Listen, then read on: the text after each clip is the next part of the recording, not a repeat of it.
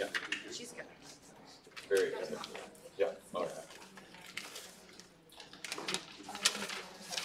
She's definitely a good cheerleader for her class. She's a good cheerleader, yeah.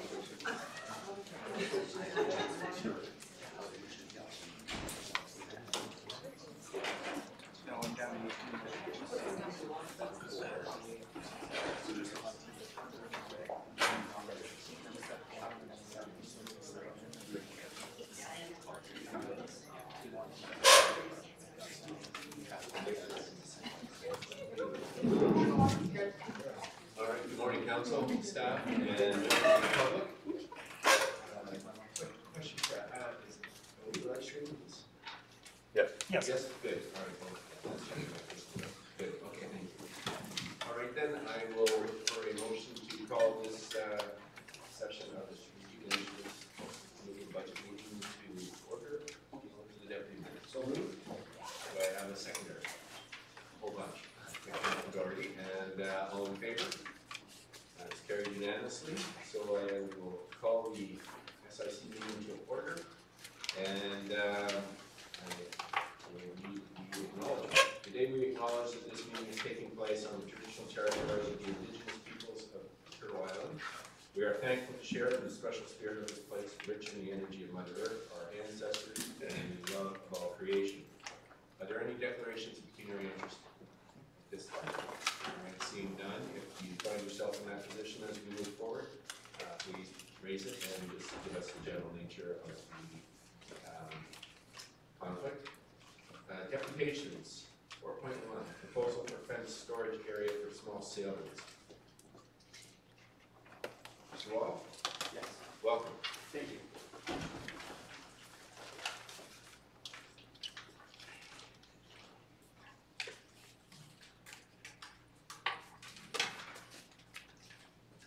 Can we get the first slide? Yeah. Oh, okay. Thank you. Okay. This one.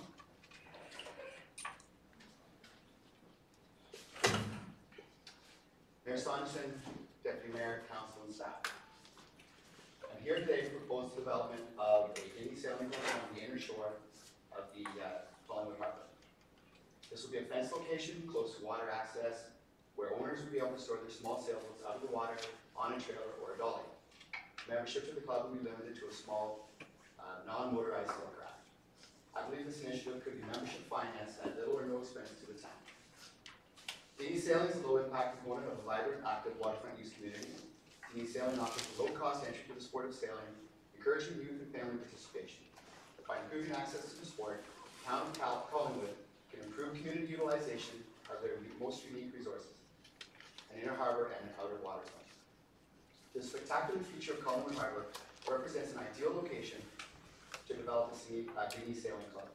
Together with the sailing school, rowing, and canoe clubs, dinghy sailing provides opportunity for more of the community to enjoy this unique feature of the Collingwood area.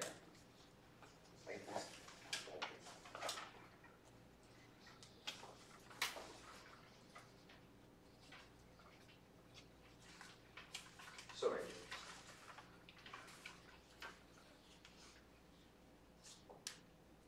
Can you go back one slide? Thank you. Currently, there are no dinghy fleet facilities or locations along the Georgian Bay shoreline. The Collingwood Harbour front is ideal for a dinghy fleet that offers both inner and outer harbour sailing. Currently, the only option is day-use ramps, which promote only single, occasional use for day sailors, as boats not enough rate, or on a trailer or dolly. Students who are learning to sail with Collingwood Sailing School usually end up quitting sailing when confronted with the cost of owning a larger boat. Dinghy sailing offers affordable options. Importantly, a low-cost location for storage of dinghy sailboats with easy access to launch areas aligns perfectly with Phase 1 of the Waterfront Master Plan for development of the Paddlers Pavilion. Sailing promotes increased interest in water sports, as well as waterfront utilization. And next slide. A feasible location to situate a fledgling dinghy club would be the south side of Collingwood Harbour at the terminus of Birch Street, as you can see in this slide. Next slide. Existing amenities include public parking, a public launch and pier, and 2 small sandy locations that could be used for water access for launching boats from a dolly. Additionally, this location currently has an existing special use facility for the Collingwood Rowing Club. A dinghy fleet could easily be located here with minimum development costs or disruption to existing users.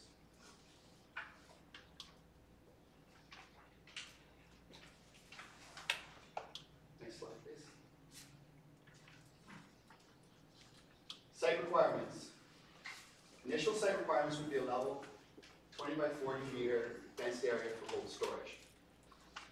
I propose that the fencing and setup could be provided at the expense of the dinghy club. This would allow for approximately 14 boats to be stored for the summer season. There will be no winter season winter storage on site. I believe this is a good starting point for the club. Future development could include more space for boats and potentially storage for sales and equipment. Final slide. Liability insurance is a key component of the storage area. It's important to convey that liability for the club will not extend beyond the compound area.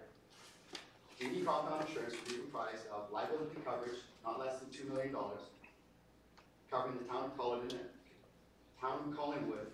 as a third party, and proof of insurance to be supplied to the town of Collingwood. Once again, liability will not cover any member activities on the water.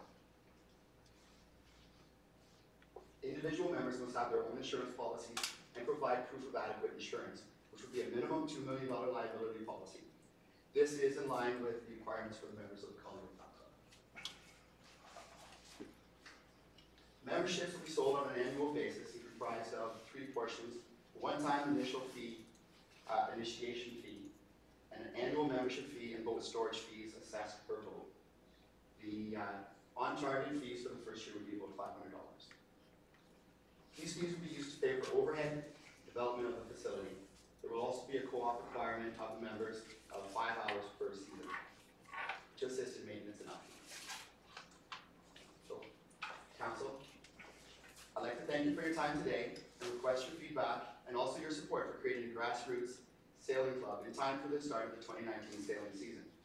Along with your support and approval to proceed, I'd like to request that you designate a point person to work with me on this project and help move it forward towards completion. Thank you, Kevin. Are there any questions, Council? Councilor Hanlon? Because we're just, we haven't finalized every bit of how the waterfront is going to work. Right.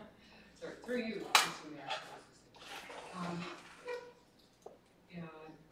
With this kind of arrangement, can we move it if, in a few years, if we decide it should be at a different location? May I respond directly? Absolutely. Thank you. I don't see any problem with moving it. I think that this is, because it's a new proposal, there's nothing there at the moment, it offers us the opportunity. This is where I can see that we can develop an area, if something else would be better for the purposes of the town and for the club. I don't see why not. The requirement for the small boats is that they're not meant to be left in the water like a large sailboat. So they want to leave the boat on a trailer or a dolly and pull it out of the water after every day's use. The key thing here is to be able to leave it rigged so that, because rigging the boats takes a long time. So to be able to leave it rigged so that they can come down, you can launch your boat very quickly and enjoy time in the water. And the location you described for this, is it where the ramp is currently? There's currently a public use day launch, Okay. yes, and a parking lot there too. And my last question is, there may be some issues around what the fence would look like. Are you happy to work with staff on Absolutely. getting an attractive look? My initial thoughts would be, because I see it maybe moving, maybe we just start, and I know that there's problems digging holes in those, in that parking lot. The Rowing Club had a hard time installing their fencing. So maybe we would initially start with temporary fencing to Okay, thank you. I'm so excited to hear you come forward with this idea. Thank you. Thank you. Councillor Connolly. Thank you, through your worship, and this is either to you or Director Culver. Do you have any input from the rowing club? Have they been approached or have they issued a statement? They've not issued a statement necessarily, but I've approached them and spoken to them at length. It's not something that they would oppose. What else would you? Yeah, that's what I wanted to find out, that they've been approached and if they had any feedback on it. Yeah. At all, that we're aware of. No, I've spoken to the president of the club and we discussed it. There's not an opportunity for a joint use, but it isn't something that they would try to block. And then, if I may, your worship, Director Culver, do you have any impression or input on how you feel this would it be a good synergy with the future plans for the boathouse in that area? Is this where we're moving that type of watercraft in the waterfront plan, or would we anticipate them moving maybe over by Watts later? So, through you, your worship, so Mr. Wall and I have been talking since last summer, I think late last summer. There was a discussion about parking the dinghy because of the rigging issues, and so we've been working towards, I've been working towards this summer assembling an at your own risk type of situation on that parking lot for essentially a temporary a way to help out as they kind of develop their club and grow the numbers. Is to be perfectly honest, this is the first I've seen of a built structure, so I would request that if you sort of direct staff to come back with a report so we can evaluate all those parts and pieces. There's just off the top of my head, there's a few considerations that I would want to analyze somewhat before giving you an opinion one way or the other. But I think certainly I believe that it's a good idea to always look for new opportunities to develop recreation. So I'm supportive in that regard. I just want to make sure that there's a lot of moving pieces in that neighborhood on the waterfront master plan, so I just need to analyze. Thank you.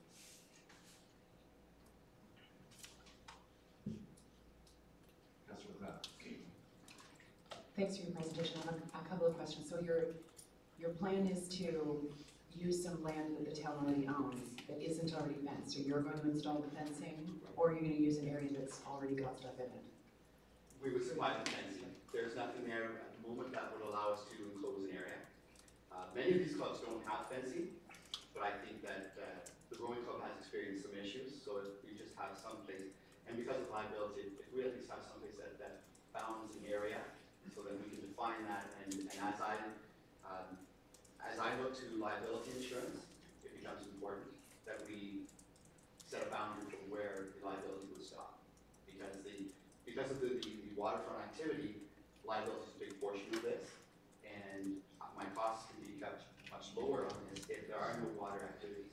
So there would be no sanctioned events, something like that. Initially, we would work towards that, obviously, as the club grows, but to start out with, the cost would be prohibitive on the insurance side.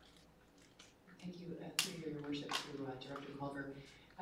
So we're looking at $0 that the town would be on the hook for. We're just going to loan them some land. Again, through your worship, I have to do some diligence. I don't know at this point. Like I said, there's just so many moving parts. The waterfront master plan originally had paddling going to the western harbor, and that's still the idea, but the location of exactly where the land is kind of shifting as we do site planning on Harborview Park. There's considerations of the wastewater plant expansion somewhere down the road. There are a number of things that we need to sort of just evaluate and analyze, but I'm happy to work with Mr. Wall on a program and hopefully find some sort of satisfactory compromise that would make everybody happy. Thank you. Just a couple more, if you don't mind, your worship. Sure, go ahead. So I'm not familiar with sailing at all. Could you describe the kind of boats that you're talking about? Like, are they 12 feet tall?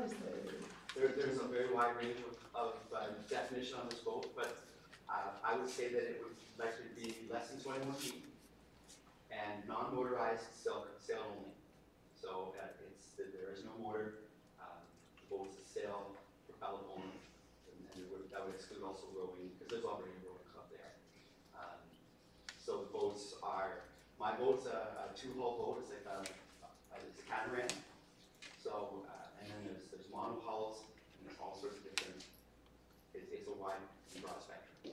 But as long as it's non-motorized and propelled by sail. And how does this, through your worship, how does this compare to the boats that are being used by the Collingwood Sailing School? It would be very similar. Many boats would be the same. There's a called 420. It would be the same. The difference is that those boats are used daily, and they've elected to do is leave boats in the water, and because they're every day, it's not a problem. Many of these boats leak badly just because of the design. They're not meant to be left in the water, and they absorb water and they become much heavier. So the most owners would want to be able to move the boat out of the water onto the land.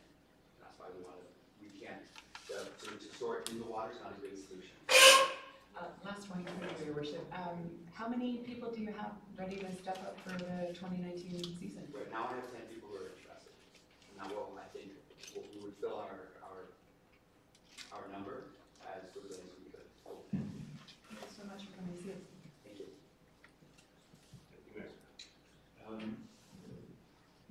Thank you, Mayor Somerson. Just to piggyback on Councilor McLeod, the last question was with regards to the numbers and the general interest. So, cart before the horse, you mentioned insurance and the different types of insurance with regards to liability, and I guess liability, but also just for damages to the vessels themselves. So two-part. One is if you could speak to maybe security, but the other part, more specific to insurance, is that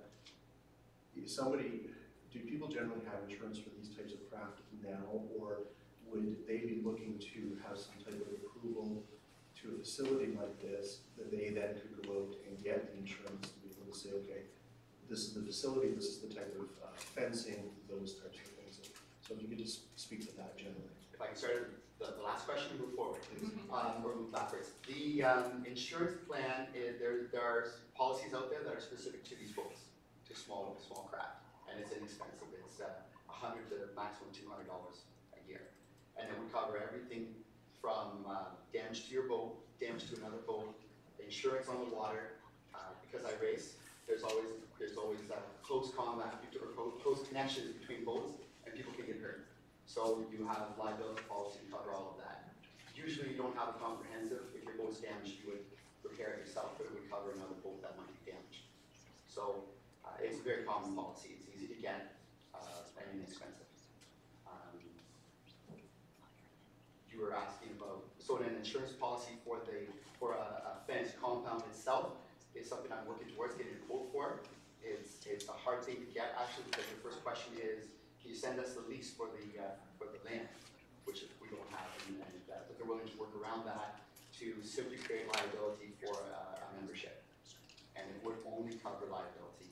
If there's damage to your boat on the property, you'll sign a waiver with your membership that will exclude any sort of ability to get to be compensated. And then security. What do you mean by security? Well, I think, and perhaps maybe this would come back through a staff report, just anytime we've got a club or an association using municipal lands, or anyone accessing municipal facilities, security and liability, those types of things will always come into play. Okay. And perhaps that could just be better answered in the form of a staff report in terms of the exposure to the municipality. Probably yes. Yes. The security for the club itself would just be an encompassed fenced area, which it is what it is. It can be overcome. I know even the rowing club has had issues, and they've got an 8-foot fence with barbed wire across the top. So if somebody wants in, you know they're always going to get in. But we at least need to find an area where they feel they shouldn't be, and make it difficult for them to get in. It also provides a little bit of safety for the boats, that they'll be less likely to be vandalized, and have people in the compound who shouldn't be there.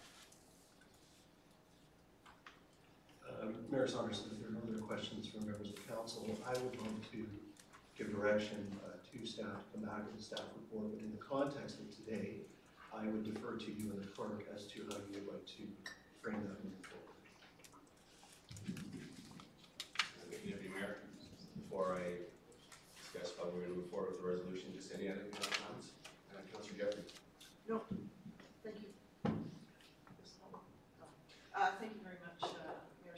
No, I was just going to second the motion. I think everybody covered all the questions, I think that's great. Okay, well, I think certainly, Kevin, thank you very much for the dedication this morning. You packed yourself at the front of a fairly extensive budget discussion, and I think I looked at the clerk, and what we might do is come back later in the day or with the recommendation that the deputy mayor can put on the floor, and we can second it and move forward with it at that time. We'll keep a parking lot like this. Good, thank you. So thank you again for that exciting opportunity. We'll now move into the budget discussions, and I will ask CAO and treasurer to kick off the presentation. Thank you.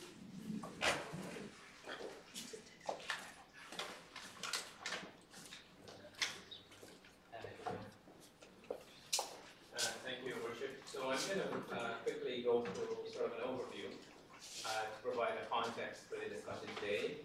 The department heads will go through a more detailed deep dive into their specific departmental budget. I also want to sort of take this opportunity to provide some context to how we got where we are today, and also to set the stage for the public consultation meeting that we're hoping to have next Thursday. Just very quickly, if we can go to the first slide. The 2019 budget process, I think, is an attempt for us to try and find a way to begin to transform the process. I mean, I think it is fair to say that we've had some really good fiscal policy in place in the municipality, and as a result of that, it is fair to say, I think, that we are in good financial shape. Our debt is going down. The pay-as-you-go policy, I think, has served this municipality well. And we had a discussion in the last meeting about smart debt versus not so smart debt. And I think that's a conversation that I'd like members of council to sort of spend some time talking about. Not all debt is bad debt, and I think we need to make sure that we're not foregoing critical investments and try and stick to a debt policy that is pay as you go, or may have some room for us to maneuver. We went through a significant expenditure review process, and this is an important consideration for council. So what you have in front of you was not the first cut of the budget process. At the staff level, the departmental heads, I think it is fair to say, went through their specific department with a fine-tooth comb, looking at ways to ensure that we don't automatically add to the 2018 budget increases as a result of inflation or cost of living increase or salary increase. Staff went through a process to look at a budget that is performance-based. How do we relate expenditure to what it is that we want to accomplish? Justify existing budget, and I think we'll probably get into a more detailed discussion on going through the specific department's budget to get an understanding of how we justify the existing budget. We looked a lot at shared services, and I want to spend some time talking a bit about this. So what we're trying to do across the municipality is move to a more enterprise-wide approach. We're trying to strengthen the organization as a whole, rather than looking at each specific department.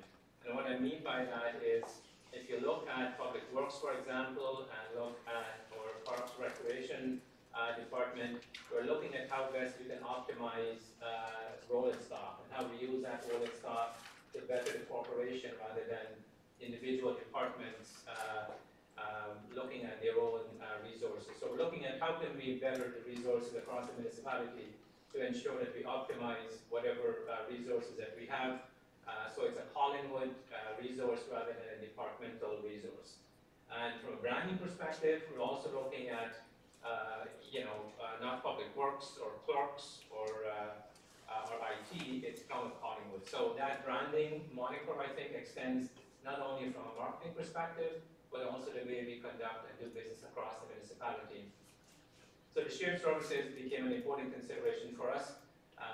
That was part of our motivation to look at realigning the organization, which you heard about at the last SIC meeting about how can we better share resources so that we're moving towards common customer service based IT, and Mike will get into a lot more details about this.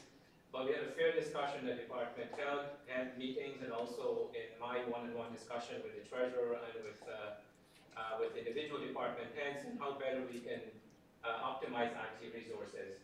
This council, I think it is fair to say, we've heard a lot of presentations before about achieving efficiencies through IT. And we've got lots of software, lots of programming across the municipality that we rely on. I think we've got to optimize what we have across our organization rather than looking at the acquisition of new software. One of the things that the departmental review of the budget indicated was that there seems to be an interest in this proliferation of software across the organization. So one of the things I've asked the IT department to look at is not necessarily putting a moratorium on the acquisition of software, of new software, but also to look at how we can optimize what we have in a more significant way. We've got a number of pieces sitting in different parts of the organization. How do we ensure that we are optimizing the use of that IT? But I think more importantly, how are we creating IT systems that can talk to each other? So the architecture has to be such that they're interoperable. So we're not building IT for one particular department. Again, this speaks to the whole enterprise-wide approach that we're trying to take across the municipality. On the capital spend piece, I think I've had a fair bit of discussion with the treasurer and with the director, especially of Public Works and Parks and Rec, about our capital spend. You will note from 2 SIC meetings ago, we came with a recommendation to ask to defer a number of, or to continue to fund a number of projects that were supposed to be funded in 2018, but we didn't get to it. So I think we've got to find a better way of ensuring that the predictability of the capital spend is more realistic, so we're not ending up with putting more than we can spend in the budget, or more than we can handle, and that's one thing that I would recommend that we pay some attention to. The other critical discussion point, I think, in building a budget is looking at how we allocate revenue from assessment growth. And I think council needs to consider a more balanced approach, and perhaps a more nuanced approach, so that we're not automatically assigning assessment growth to service delivery, but looking at ways of ensuring that assessment growth can also be used to reduce the burden on taxpayers. So there might be a better way to try and allocate assessment growth rather than simply automatically looking at how we might enhance services, which is a good thing, but sometimes a more nuanced or balanced approach might be one that we want to consider as well. The state of the reserves, and department heads will tell you that this has been something that has been on my mind, and if there's one thing that I worry about on an ongoing basis is the state of the reserves, especially when it comes to water, wastewater, and infrastructure.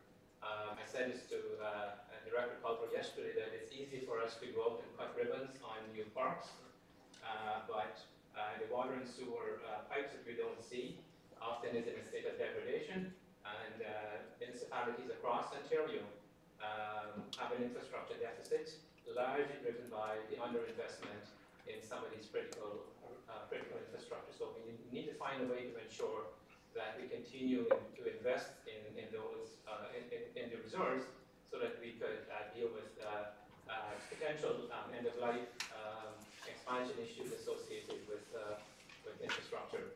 The asset management piece, there are new regulations coming in place from the province of Ontario, and we're on top of it, and I think we're in reasonably good shape. But again, it would require us to demonstrate that we've got the investment necessary to ensure that the asset that we have can be preserved and maintained in a way that respects a financially sustainable model.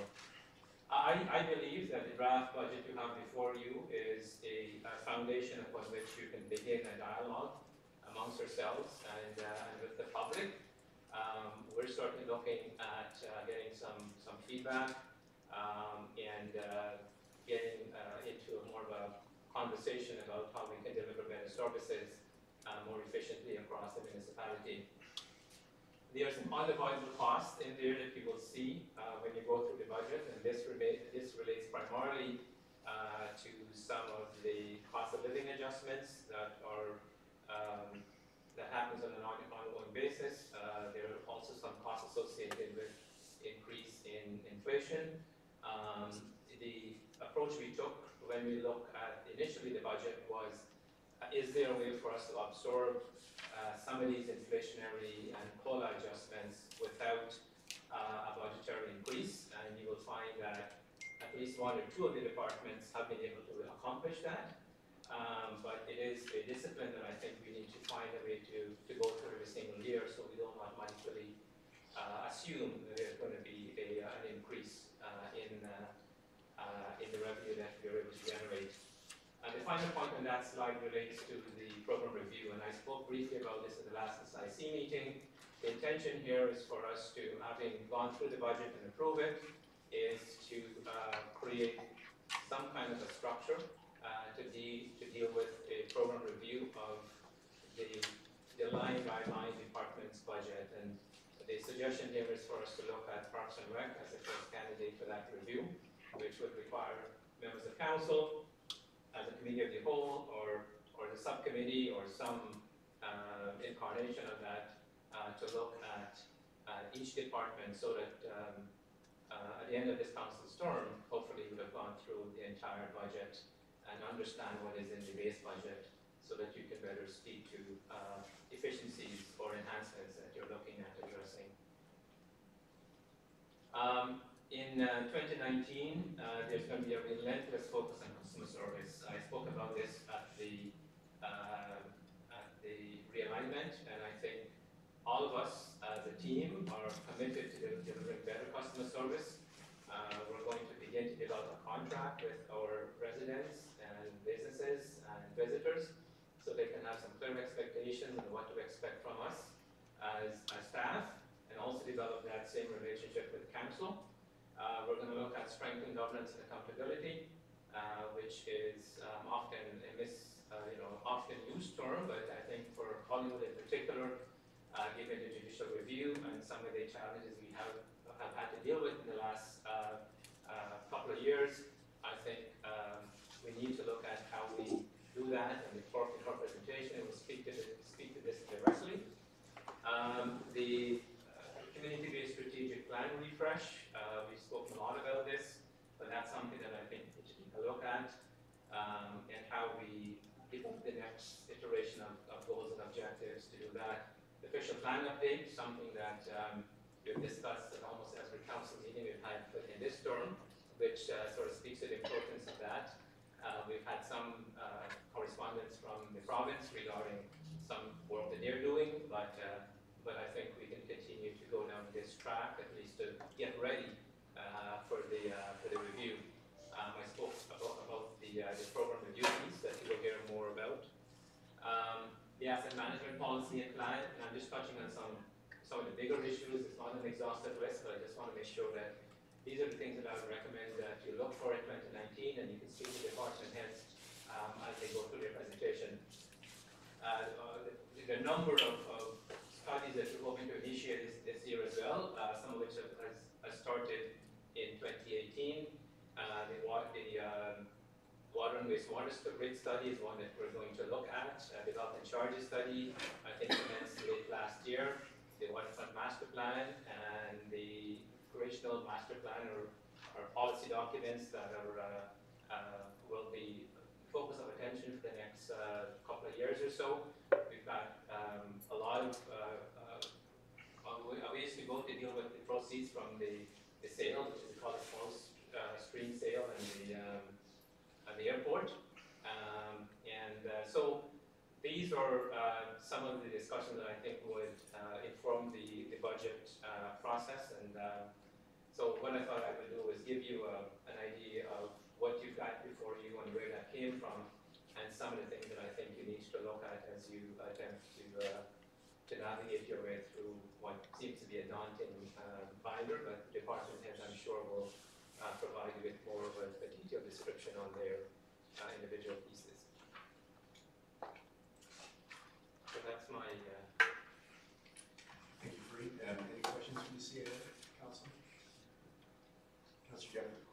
Thank you, Mayor Saunderson. I guess my one question, I'm not sure, it should be through you to the CAO, but for a lot of years, I've been asking about forecasting. We do it in a lot of areas, but not necessarily in the operating part of our budget. So understanding what impact the decisions we're making today are going to have on the years to follow. And we don't ever seem to get there, and I don't know if that's because there's just too many pieces, or there's a lot of examples in here where maybe the decisions we made last term are resulting in, say, staff additions this year for programs I kind of thought were going to be able to be contained within the department the way they are. So is there going to be, and do we foresee it, having that ability to have an understanding of what the decisions we're making today are having on the future years? Absolutely, I agree. I mean, on the capital side, we're doing more multi-year budget. On the operating side, I think we need to move towards that as well. And I mean, I often think that, and you know, maybe what we'll do is strengthen our staff reports to be able to identify some of the new costs. But I think council has to have the discipline of trying to offset new expenditure with new revenue sources. And I think that's a discipline we have to get to. I'm not suggesting that all those revenues have to be tax-based, but if we're proposing to spend money on an additional park or additional enhancement that's not part of the original budget, we've got to find an offset in revenue. That would be my discipline, so that we come up with a zero-based equation at the end of the discussion. There's nothing wrong with adding new services, but we got to understand where the money is going to come from. Thank you for your.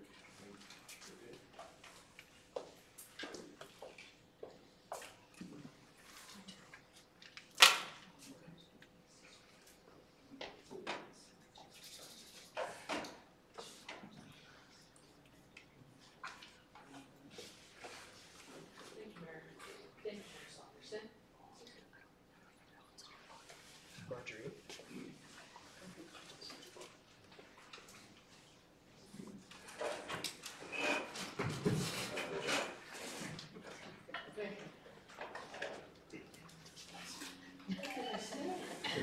I have to be able to read fine. As we enter into the budget deliberations, I'd just like to remind the council that there are several areas of the budget where there is no discretion or wiggle room in spending. Policing costs at $5.1 million are contracted services, and we actually have the minimum enhancements in the contract. Fire costs of $5.6 million are comprised largely of salaries and benefits, which are negotiated settlements. Water and wastewater, $33.9 million of the budget are highly regulated business units.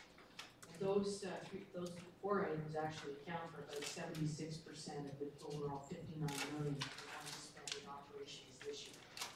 And again, in addition to those business units, many areas of public works are covered under minimum maintenance standards, and again, salaries there are as well negotiated settlements. So that leaves council very little room for discretionary spending in our budget. So since this is the first budget of this council, I'd just like to provide some historical statistics related to where we've ended up in terms of impact to the taxpayer. Back in 2015, it was a 1.21% tax increase, about $24 to the average residential household. In 2016, it was 1.97, with an impact of about $41. 2017, it was 2.86 and a $60 impact. Last year was 0.95% increase with a $21 impact. And this year, where we're sitting in the proposed is a decrease of 1.66, and an average impact would be $37 less in taxes for 2019 and in 2018. Again, this is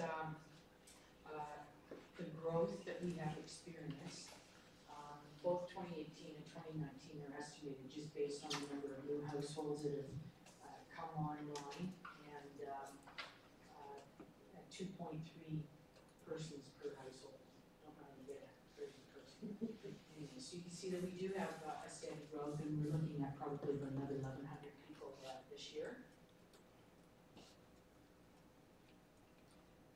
The debt, we have gone over this in depth on Monday, but just again, this does show you a little how we are decreasing it and where we're going to end up by the end of this council term. Understanding how taxes are calculated. Taxes are the quotient of the tax levy and assessment.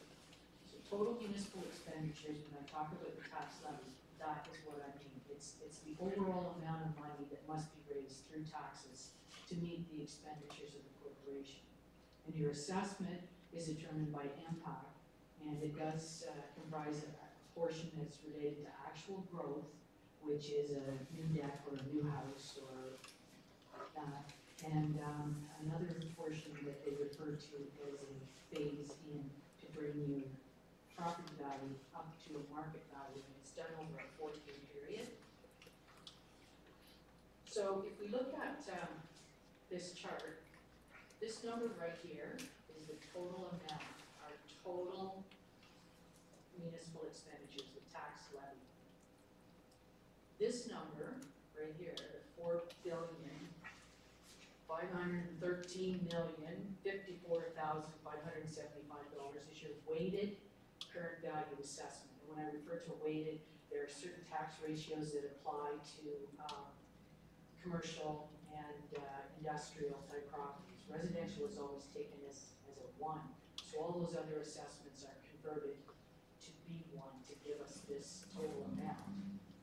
And then you take that $4 billion and you divide it into that 31 million, and you end up with your 0.00699,717, or 0.699,717% of the assessed value of your property. So I'm quite certain that's just about as clear as mud to everybody, but that's the basis for how to calculate the taxes, and there's further explanations in the supplementary booklet on page 25. You can always call me if you really mind. The proposed budget is reflective of assessment growth, and this budget allows staff to continue to provide the same level of service to all taxpayers. We have provided a list of requested service enhancements and the descriptions in the supplementary information booklet beginning on page 18. And the department head will speak to their requests as we go through. Again, as CAO mentioned, we'll definitely be pursuing a more aggressive budget timeline as well as a more in-depth look at the capital amounts that department heads may want to work that they think they can get done in 1 year, so we can spread it out over a bit further time. But, and see, I prepared this a little while ago. So the preliminary budget didn't get to you until March. Next year will be better, I promise.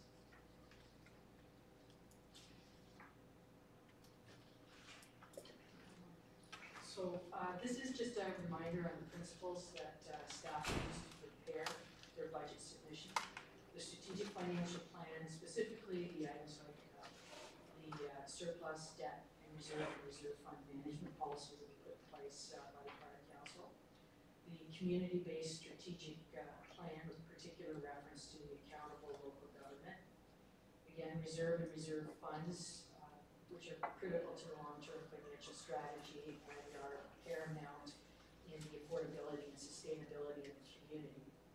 Asset management and information technology, which is an integral component of the customer-centric focus the town's in the process of implementing. This is just a review of the overall expenditures that was on, presenting it again. And in total, it's that 92.9 million, it is 10.4 million higher than 2018. But again, you can see their capital, this line here, is lumpy as the CAO referred to. Again, just a reference that these revenue sources. And here you can see that the single largest portion of revenue is generated through the tax dollars.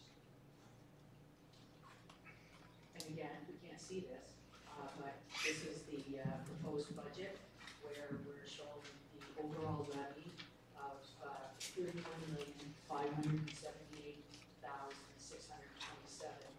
so 1.92% higher than 2018.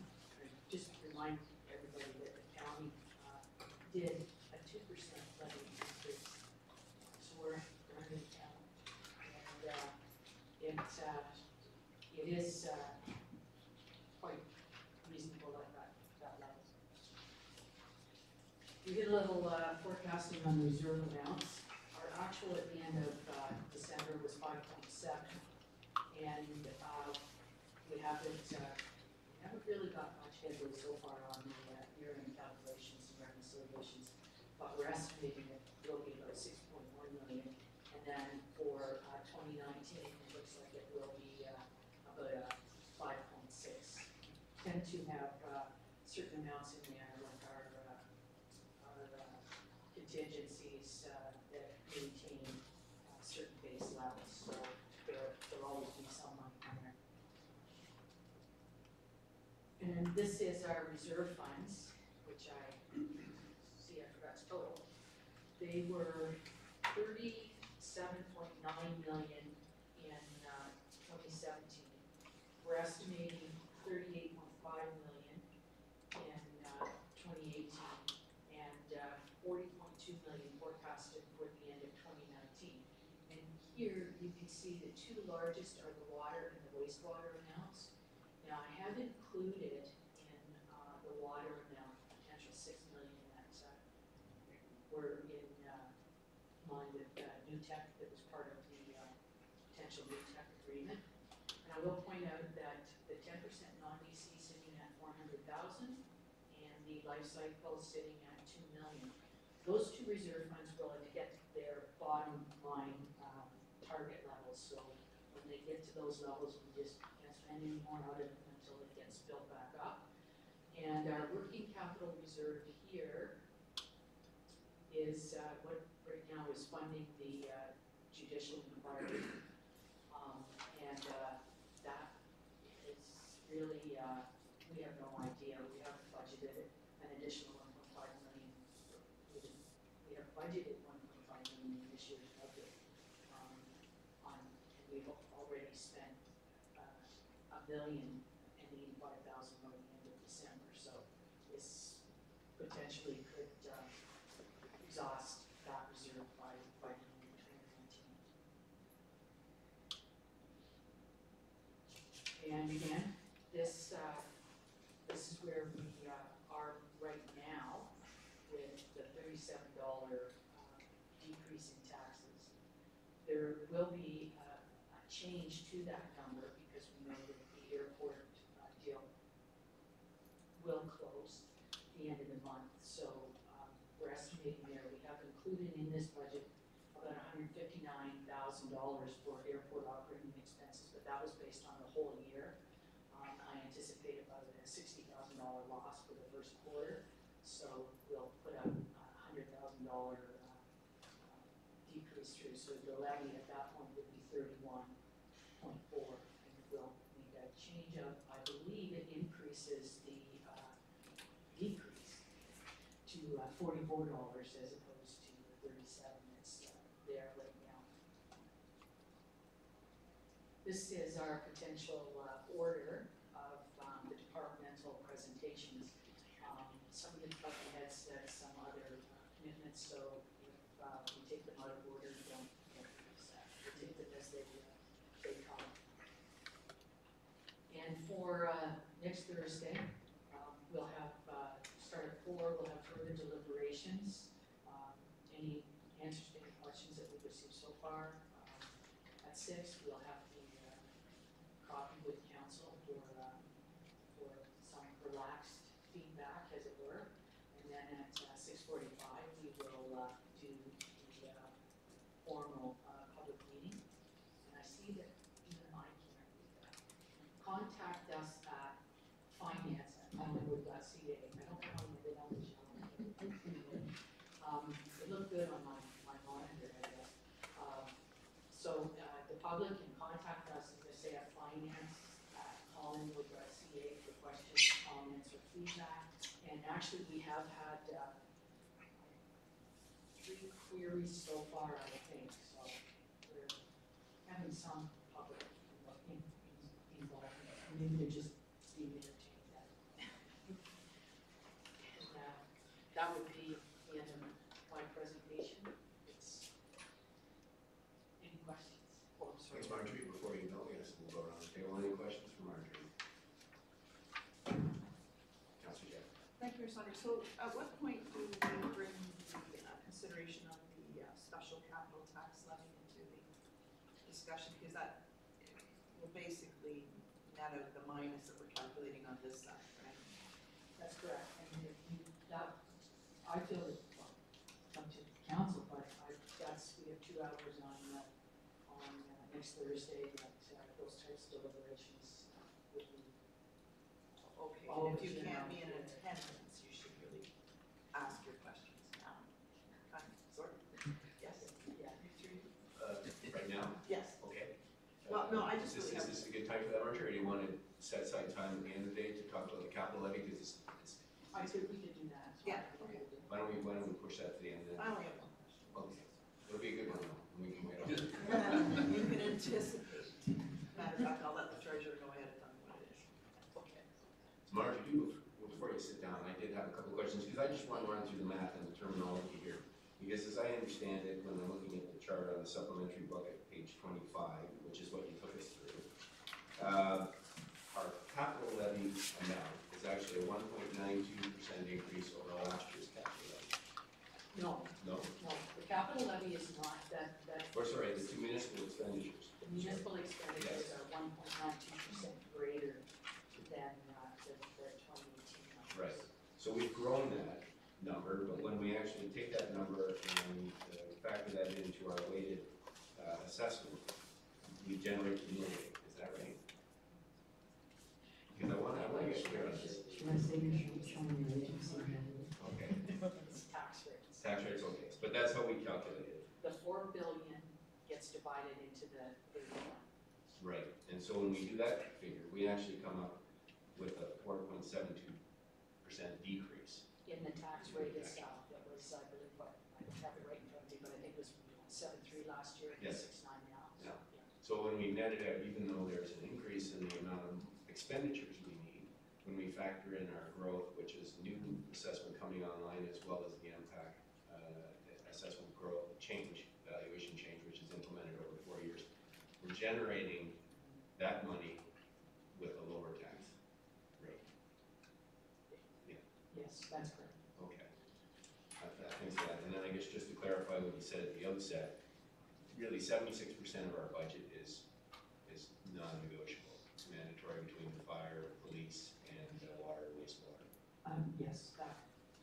So, And there are some other areas, as I say, like in public works, we got plow, minimum road condition assessments. We've got the plow drivers themselves have limited hours in the vehicles, so if it's been snowing steadily for 2 weeks, we have to make sure we have enough people that can switch out to give them their, is it 11 hours behind the wheel? 11 hours. Yeah, so there are other areas that are.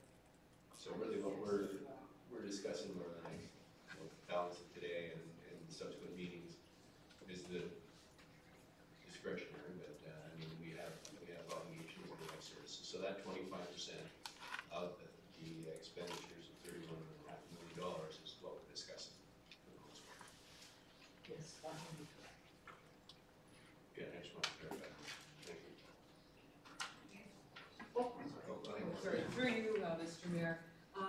I understand there may be a resident or two who wants to come today to speak. I think there's some time set aside. And I know a lot of them are juggling family, work, and so on. Is there a time that would be best for them to show this afternoon? I guess that would depend in part if there is a specific asset, part of the budget they want, because we can show the schedule and we can tell. Yeah, what's well, going it on this was, I morning, think what's the going on people, the the people I've spoken to are of particular interest to one of the public works projects at Collingwood. And that's in the afternoon, and I guess we'll deal with it, depending on how many we have in the crowd, we can either deal with it on a department by department basis or put them at the end of the day. So we could see when they arrive. Because I've just thought if I could sit here and tell them a better time to arrive than another, it would save maybe hours of babysitting. Well, and through you, Your Worship, Brian has had a couple of appointments this morning, so he's been scheduled for the afternoon. And hopefully it'll be right after, they'll start right after lunch with that, so one quarter after. Okay, thank you. Any other questions for Andrew? Don't see nothing. Thank you very much, Mark. So who's first up? Eve, you want to do the seat with your knee? This is okay with you all, mostly because my notes are right here and my battery is charged, if that's okay, but I can stand if you prefer. Just one more thing, Your Worship. Yes. I'm not talking anymore today. We'll see how that goes. Yeah, good luck with that.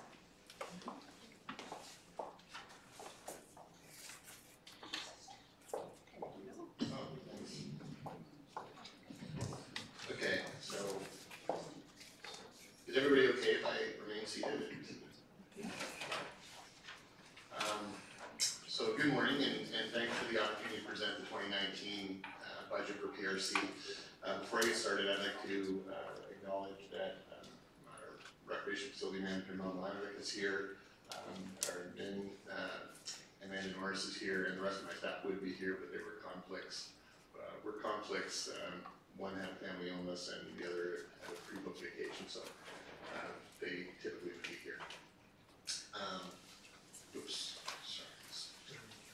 My notes. Yeah, so before we get into the budget details, I wanted to take a quick second and check in on what we've been calling our deeper dive into the PRC budget in 2019. I think referred to it as an operational review. So we spent some time, staff has spent some time strategizing about how we can effectively provide council with the insights you're looking for. And what we've come up with is a review at the operations level. What this means is that the bulky tasks of each division within PRC would be correlated with the budget structure on an operation by operation basis. So for example, staff might present the grass cutting operation in our parks division, and we relate this back to all of the GL lines that feed that task. So effectively you'd be going line by line, but you'd be observing it as a complete package. We include such budget references as, using the grass cutting example, we use such references as hourly staff costs, equipment maintenance, source allocation, covering material that we need to perform the operation. Another example would be that we could look at youth swim programs and show you how the costs associated with instructors, lifeguards, teaching materials, training, registration, and etc. all compile and are drawn out of the line-by-line budget. The challenge we found when we were trying to strategize how to actually perform this for council was going by line, like literally reviewing each and every line in our budget.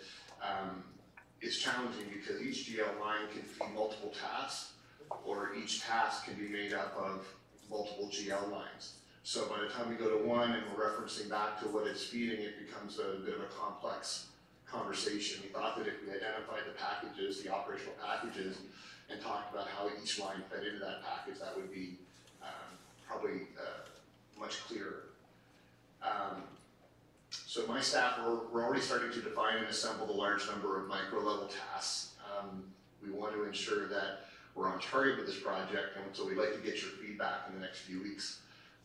I'll send out a sample analysis if you'll permit me for you to view and then confirm that it sort of meets your needs and what you're looking for, and then if it doesn't, will happily adjust to your needs. So that's just sort of an idea of that project that's upcoming that Reed's mentioned a few times.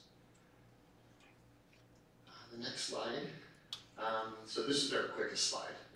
We're definitely very proud of our 2018 accomplishments, but we're definitely now focused on the year in front of us, and we're looking forward to all of the challenges ahead of us. It was a busy and happy year in 2019 to see many things accomplished, but now we've set our sights forward.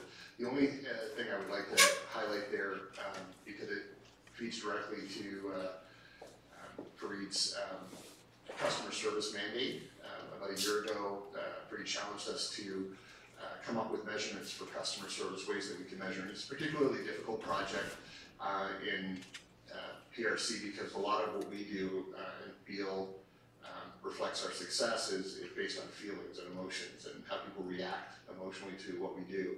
So how do you measure that? And so we introduced these Happier Not customer feedback systems last year, and we're hoping we will this year implement them in a more direct way. Last year was about learning about them and learning how they could be used. This year we have an actual program in place that will start drawing measurements on location at the spots to help us understand how we're doing and how we're moving forward.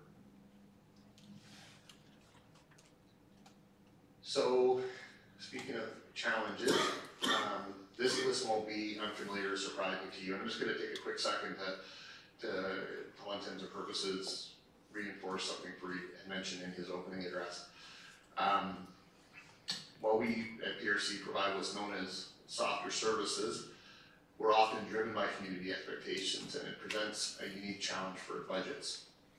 In the capital budget a little later on, you'll see our efforts to follow the community-based strategic plan and the waterfront master plan, which were large community engagement activities.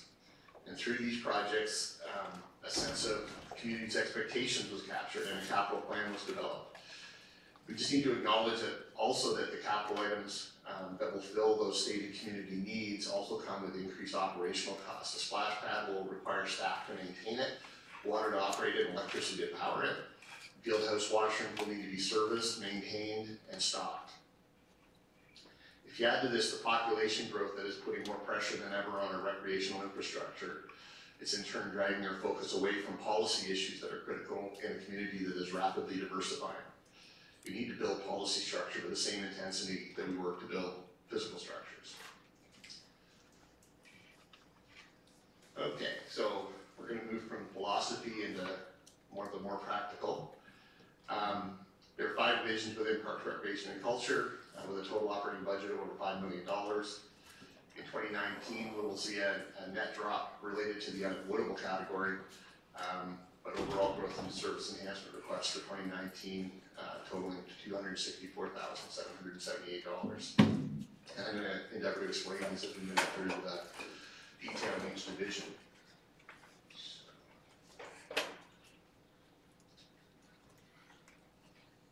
So we're going to start with the administration tab.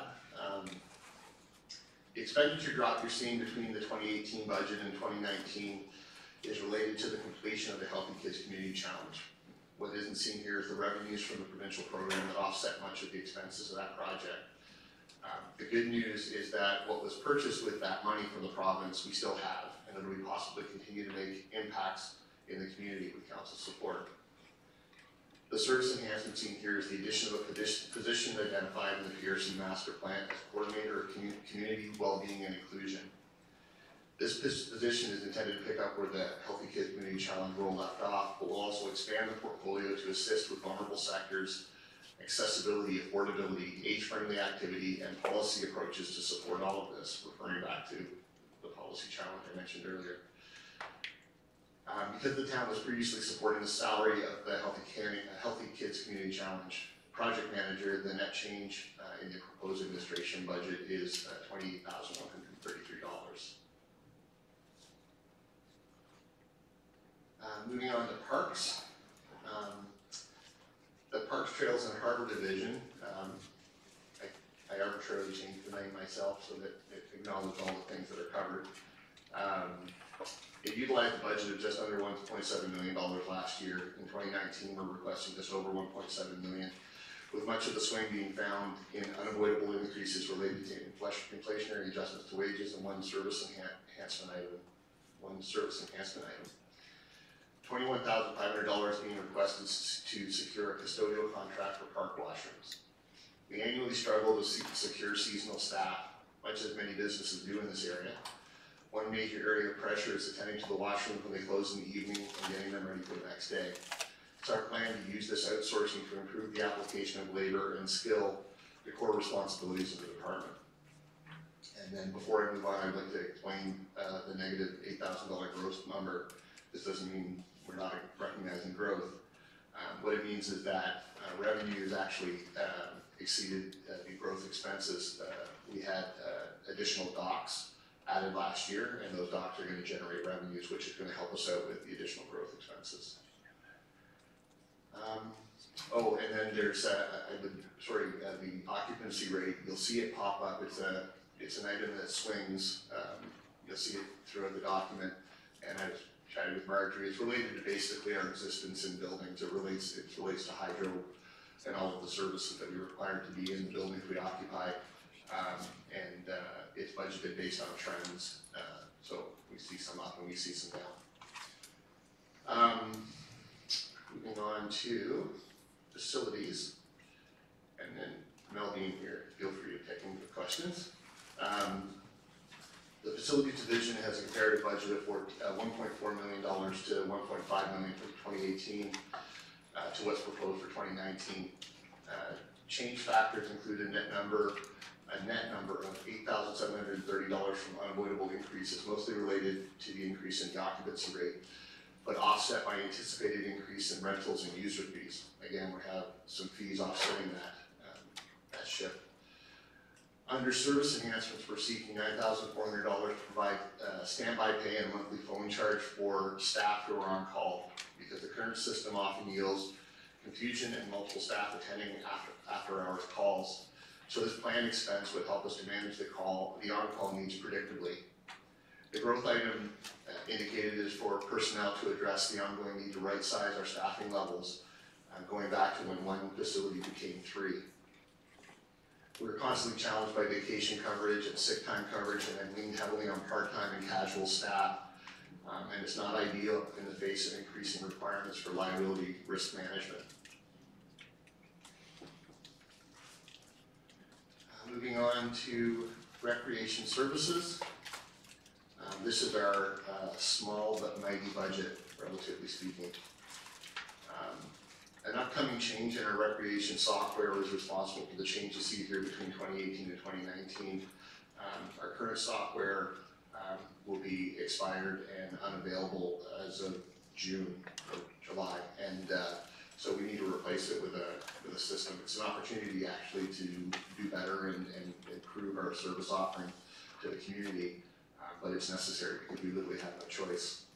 We're in the middle of that process right now, but what happened was the money that was formerly allocated to support the recreation software and operations has come out in order to be applied in capital to the new project. So it would be operations in subsequent years.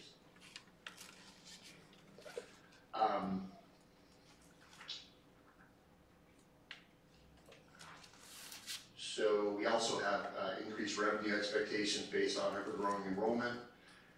The increased enrollment rates also help to explain the negative factor describing budget-related growth.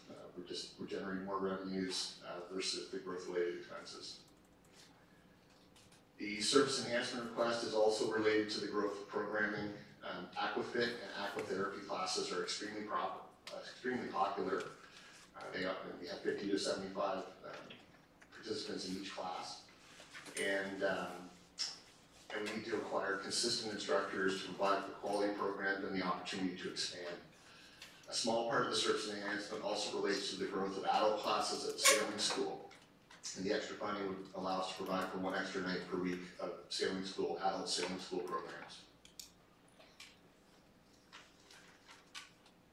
And then our last division, as always, is our most complicated division, culture and events. So while the unavoidable factors represent a bottom line quote-unquote savings of $29,066. The bulk of this is found in newly budgeted revenues from the Simcoe Street Theatre and a reduction in transfers to capital versus last year. The requested service enhancements are drawn from a variety of program areas, including additional customer service representative hours to manage the needs of the Simcoe Street Theatre, which grew rentals by 26% in 2018 and doubled our monthly bookings over the 2017 results. We've also requested enhancements to the budget for Elvis Festival that are contingent upon a successful application for Celebrate Ontario funding. If we're successful in getting the funding, if we are unsuccessful in getting the associated funding, the town funding will not be spent. As it is the 25th year of the festival, we're seeking to provide enhancements and return some of the attractions that were subtracted for efficiency and to relieve resource pressures. A small enhancement is requested to continue growing the live and original music initiative. Feedback on this effort to support and promote original music in our community has been outstanding, and we have acquired a large number of partners and supporters to help us continue that program's success. Transfer to capital amount will help us add more floating event docks, which are proving very useful as we continue to push event programs to the water, as well as event lighting that will help with the issue of darkness on the pathway surrounding the amphitheater.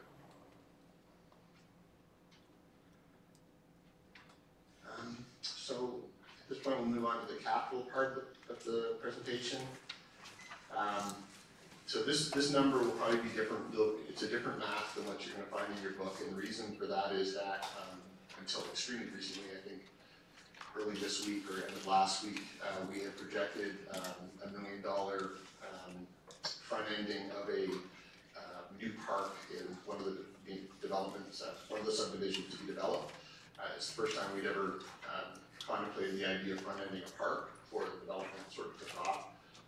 But there's been a change, and that's not going to happen. What's good about that is that we learned the process of front ending, and we developed some park development standards out of that process, which is going to help us if we're ever faced with it again. But because that $1 million expenditure is not going to happen this year, it's not reflected in that number. But what is reflected in that number? Sorry, give me 1 second. So you'll see a few numbers here that don't look like they would cover the cost of the project, and the reason for that is in discussions with finance, we distributed the cost over 2 years. It just made sense. There are a lot of projects upcoming, and it's reasonable to assume that we would be finishing these projects in 2020.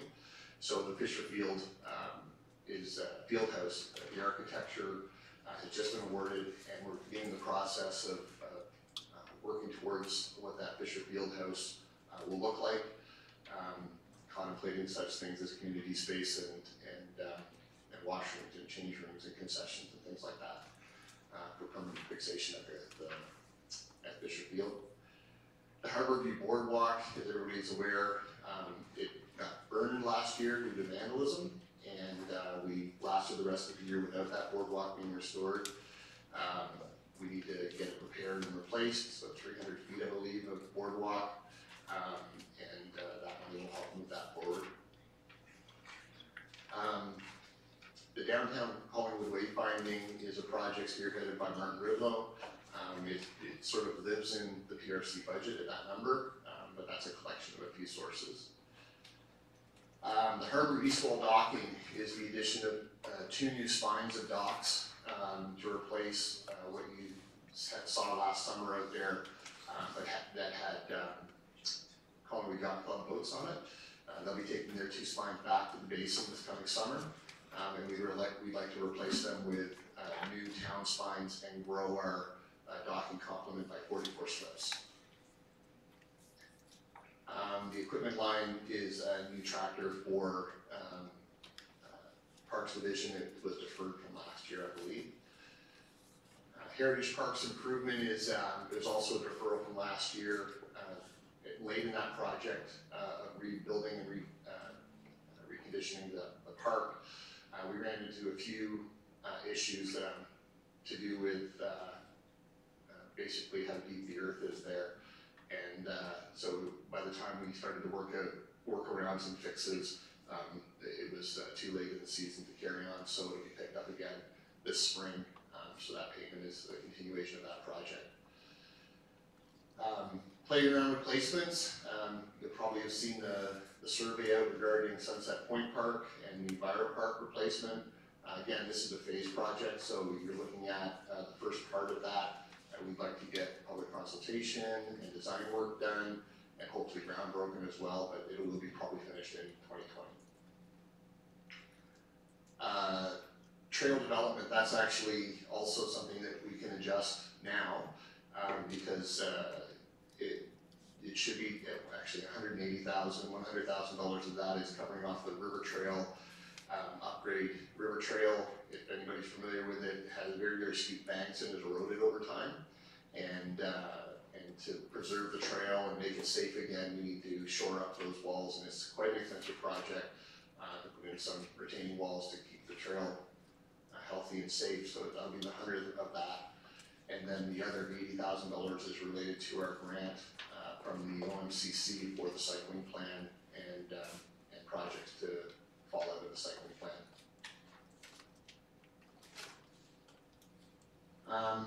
The truck replacement, I believe that's the dump truck that we're working to get. The base CP base wall lights, I think that's a continuation of that payment for the Central Park lighting. Again, these are deferrals from last year. Neighborhood park enhancement, that's an annual number that helps us to refurbish old parks in the community, old neighborhood parks. The waterfront master plan architect at $97,000. That's actually what we're working on right now to continue the development of Harborview Park. So with the completion of the gathering circle, we're moving into site planning for the rest of the park following the waterfront master plan. So we're right now working on the RFP document, and we look forward to securing that that architecture. Actually, right now what we're also doing, and I should bring this up as well, is we've gone to a pre-consultation with the development committee that yielded a need for some studies, environmental impact assessment, and some other things which are comprehensive ways to make sure that the property is going to be developed properly, with MBCA approval and understanding all of the conditions of the park. So that's actually what's going on, as well as the development of the RFP. The accessible docks, we were successful in receiving a Trillium grant last year, so the town's actual expense is going to be about $47,000 out of that, with the Trillium picking up the rest of it. And that is an effort to start putting some docks in the Western Harbor. This is a bit of waterfront master planning, but it's also a bit of working out the what I mentioned earlier about the moving parts on the western side of the harbor. So the docks would go in, and they would hopefully entice paddlers, and we have fruitful conversations about what is the right setup over there, what is the right location. So they would be temporary docks, but they're based on an accessibility provision to make sure that everybody has access. The Black Ash Bridge is Black Ash Bridge is just one of our bridges that needs to be replaced. The wood decks need to be replaced periodically. That's what that is. Princeton Shores tennis courts. This is a scrape and replace project. It's our worst tennis court from a public safety perspective, but it needs to be addressed. The Pretty River Parkway median is a problem that we're actually going to come back to council with. This amount is, I hate to say it this way, but it's a placeholder amount pending a decision by council about how we want to proceed with the Pretty River Parkway median. I want to go into a lot of detail because the report will be comprehensive, but it's a very difficult property for us to work at. We've had several near misses with health and safety with cars coming along the parkway as we tended to that space. So we need to address it, and we're working on that program. We'll be coming to council with a full report. The Harborview Splash Pad, again, a phase project where we expect the completion to be in 2020. So you'll see that. And then my final slide, EBM building maintenance. has to do with dehumidifiers that need to be replaced, some asbestos remediation, and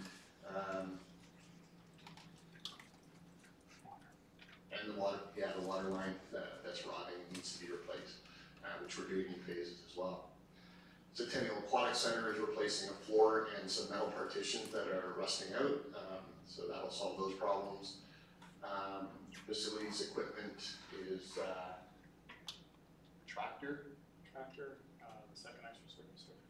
Oh, that's right, it's tractors in there, but there's also we acquired 2 ice resurfacers last year. Both are electric, and as I understand it, the first electric ice resurfacers off of Zamboni new line, so kind of proud of it, let people know about that one. Yes, and then I think there's a scrubber in there as well, floor scrubber. Sorry, the tractors at the Central Park. Yeah, sorry, the tractors in the Central Park outdoor rink. But there's also a need to address the building issue there. The place where we store the ice resurfacer is essentially between 2 sea cans with a broken down wood roofing over top of it. It was great for its day, but it's time to take a look at how we do it properly. So we're going to move forward with trying to figure out how to look at the canteen there and if we can expand it to provide a proper facility. And then finally, the museum maintenance and retrofit is a carryover number from last year dealing with the HVAC and some mechanical issues at the museum. And with that, I am completed my 14 slides. Deputy Council, questions for Dean on the PRC budget? Councilor Doherty. I have a couple of them. Going to this, sorry. Should have written them all in one place instead of across all the charts. I see in a couple of places where we're anticipating growth or expansion, but we're not anticipating increased user fees. As an example, so that would be culture events. The user fees are actually forecasted to decline. I'm going to come back to it, I'm going to put all these questions in the same place. But the user fees were forecasted to decline quite dramatically. Find the case. No, come back to it. Sorry, my apologies. Okay. Other council members then? Councilor Doherty, finance first. Councilor Handler. Oh, yeah, because our mic is not working. Okay. Okay, so I'm gonna try now. Anyway. Thank you for that presentation. So my first question, this is a bit of an odd one, but for the outdoor washrooms at our facility.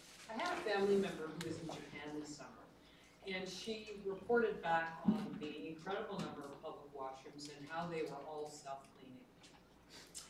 And so when the person leaves the unit, all the water happens, and I don't know exactly, but no one's needed.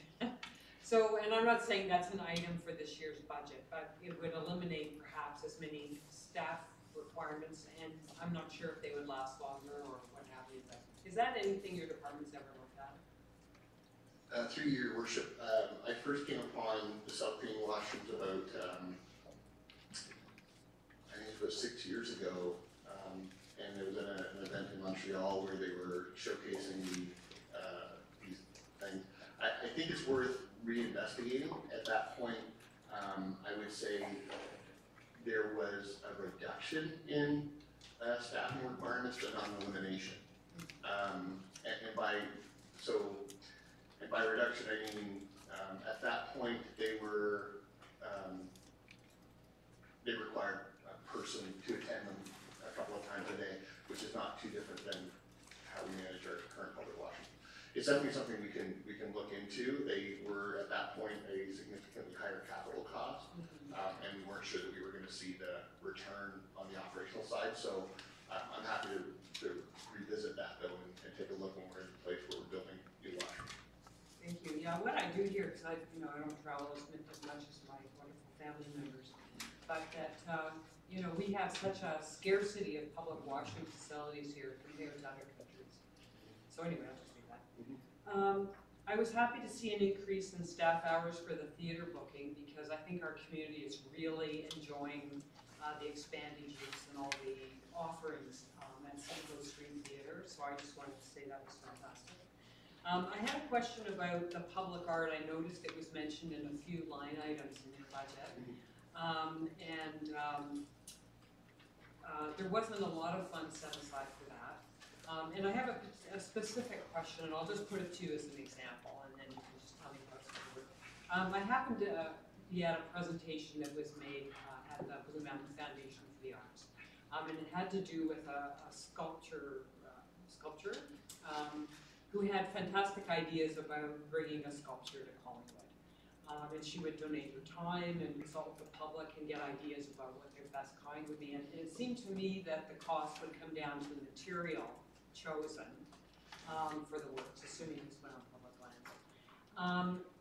But there's still a significant amount, whether it's done in the best quality that will last for 200 years or something that you might see a 50-year-old spend on. Do you have anything in the budget that would speak to having that kind of like a sculpture appear somewhere as part of public art?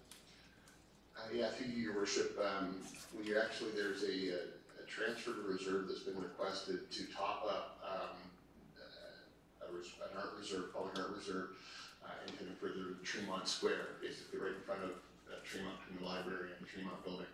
And so I believe at this point, Tanya has started to reach out to members of the community to form an ad hoc committee that's part of our public art process. We have this procedure that we follow where we reach out to acquire public information about what is the best way to approach this art piece. Obviously, when it comes to art, there's so much subjectivity involved that it makes it difficult to sort of say which is the best way without having a lot of public input. So that process has just begun, but that could be a sculpture or some other form of three-dimensional art, and it's intended and funded through a reserve.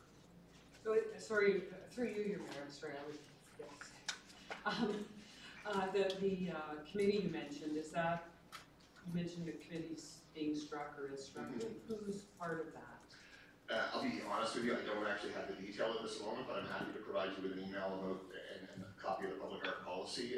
There's a way that's been done in the past, and that's worked well. So I'll happily share that with you. Off the top of my head, I don't recall that. I would actually add that there is another public art discussion we had about the heavy dockside mural that's on the side of the shipyard's medical center building. It was identified that it's been up for, I believe, 17 or 18 years, and it's due for replacement or repair. In discussion with the property owner, they would like to see it replaced with something else. So we have to, this year in our budget, we have removing it and repairing the wall so that it is in good shape for whatever comes next. And then that would be also another public art policy process where we would follow the routine to acquire whatever would be implemented there. Okay, thank you. My next question has to do with the trail development. I have heard, because I wasn't involved in sometime in the last few years, there was 1 or 2 studies done on what kind of maintenance we need for our trails. And I also understand there's a relatively significant number attached to that.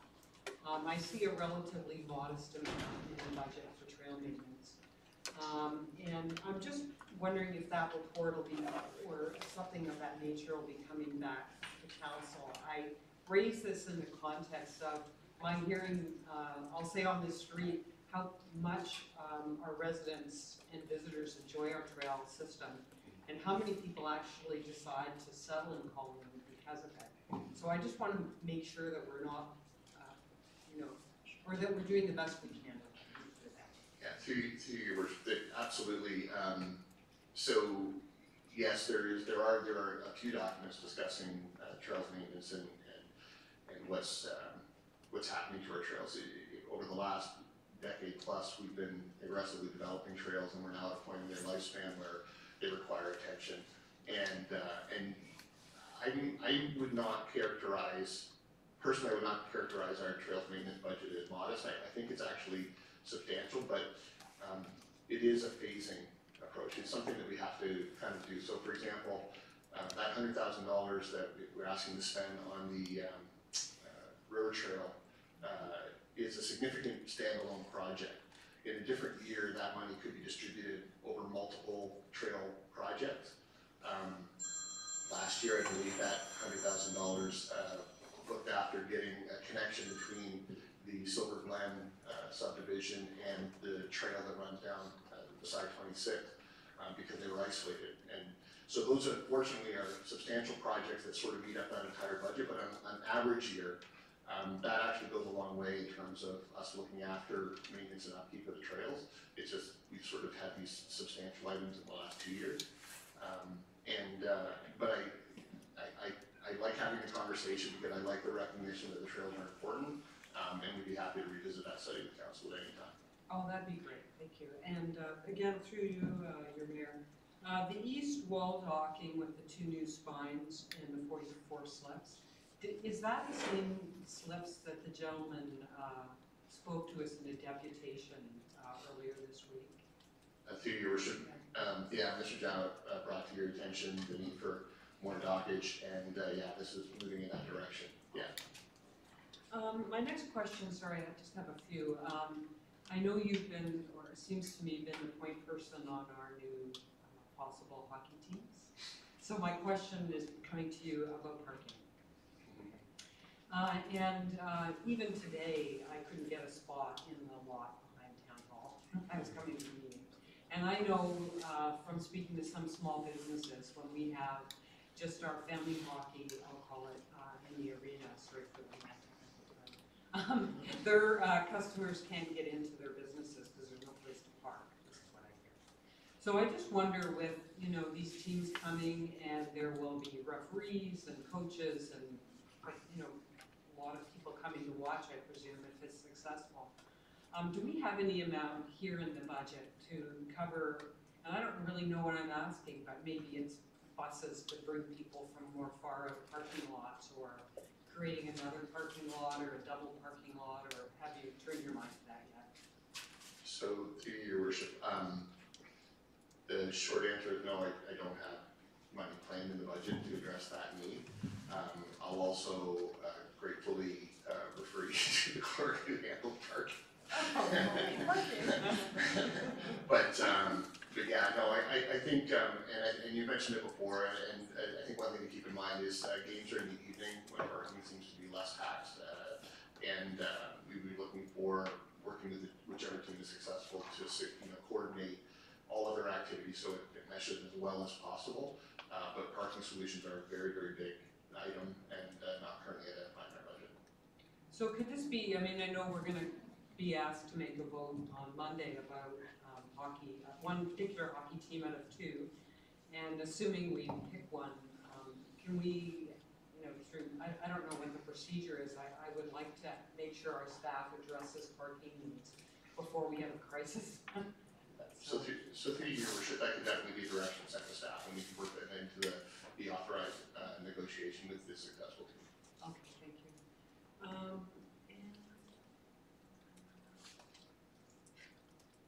Okay, so my last question to you, Mr. Mayor, again, I don't know if this is for you, so I'll just try and you can say that.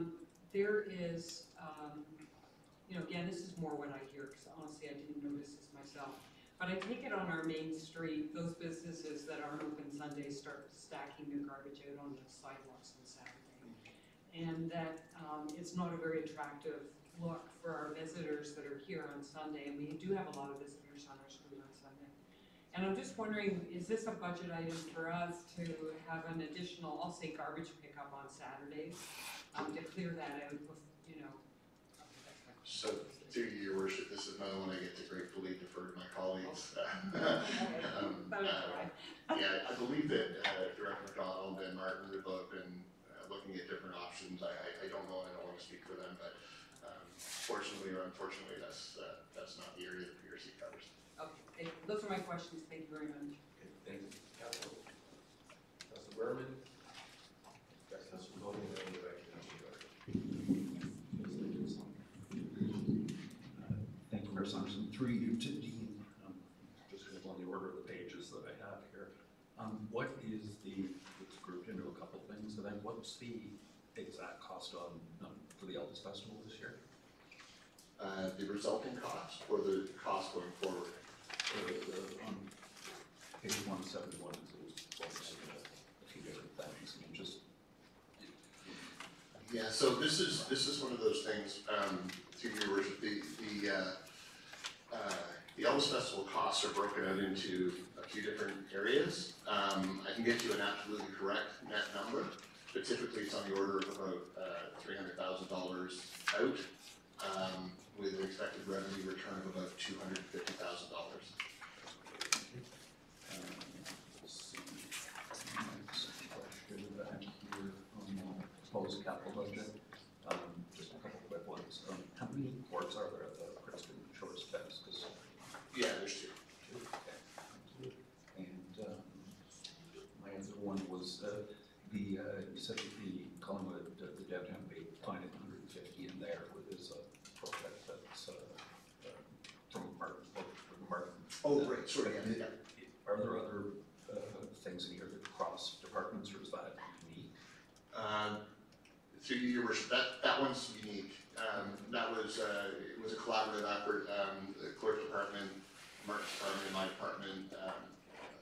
The money that's coming to the project from us is coming from the OMCC fund, the grant we secured. So that was sitting, there was an amount in there for signage that was left over from previous year. And I believe the clerk's department also contributed overall to that $150,000. I believe Martin's had some funding as well.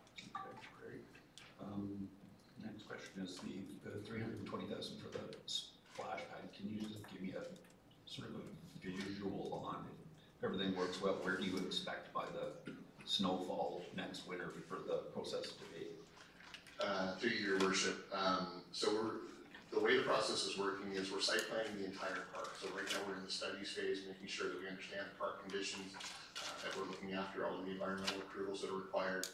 We're working to get an RFP out for architecture. Once the site planning is complete, it'll actually have a spot identified for the splash pad. We actually will then pull that project out of the site planning project, the ongoing architectural development of the site, and that will go to, we'll be looking at a vendor. So I would suspect that we will be probably, we'd like to say that we've broken ground this year. Ideally, that'll happen, and that by midsummer next year we'd be operational. But it's a bit early for me to predict because we're just, I mean, if the studies take longer, and an environmental assessment is a very big project, then we could be delayed. Okay, I won't hold you to any of that. It's more for me. And then my last question is, Tom brought up hockey, is if we vote for one team, assuming we vote for a team and it's all's good on Monday, that's going to affect the budget. But we're not going to have to come back and revisit these things before approving. You're not going to have to redo the budget based on that. No, through your worship, it'll essentially be a net impact because they will be acquiring some ice time from minor hockey. That's already been discussed with minor hockey. And our proposed hosting agreement, subject to council's approval, would be a revenue return that would offset. So we're basically in a net zero kind of position. The opportunity side gets a little greater with the junior hockey team. Instead of it being a sort of a stable rent concept, the opportunity side, if they're successful at marketing, the town is also successful, and so we would see increased revenues but not increased costs. Thank you. Yes, Toby. Thank you, Your Worship. Through you, Director Calfer, as you well know, I'm a huge advocate for the services provided by Parks, Recreation, and Culture. I believe it plays an important economic role in bringing young families and entrepreneurs to our community. These are the services and amenities that they're looking for, and also having great respect to our need for capital expenditures. I do have a couple questions, please, from your budget. Just out of curiosity, and you certainly don't have to I don't expect you to know right now. I noticed the request for some funding for the elders when they speak at the events. And I'm just curious and wondering if you might be able to get back to me on if we provide a stipend or honorarium to any of our other spiritual advisors or pastor when they come to our events. So if we could kindly get back to us by next week on that. Sure. So through you, Mayor, so Anderson, the honorarium concept is a new concept to us, and so we essentially ran into this last year, and we're still learning. We're learning all the way through about how interaction with our Indigenous advisor works. We've had some consultation that's told us what we need to do in order to be to properly engage, but we're still learning. Certainly, it seems like equitably, if we're bringing in other consultants of the same nature, that we would also provide honorariums, and so definitely that's something we can look at. It's not something we currently do, but like I say, last year was the first year we actually started to address the need for honorariums, and that's why it's showing up in the budget this year. Through you, Your Worship, we do provide stipends for the town crier, and that has been a tradition for as long as I've been here. So for sure, he does get one, and there usually is either a gift or something along those lines for the other speakers that do come. Okay, would that include spiritual people like our pastor? Yes, yes. Okay, okay. Thank you for that question, thank you.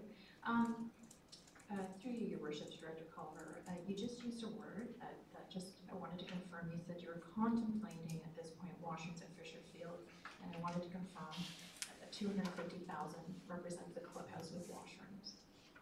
So through Your Worship, it represents a phased approach to developing those washrooms. So right now we're at the architecture, so that costs money. That's part of the 250,000.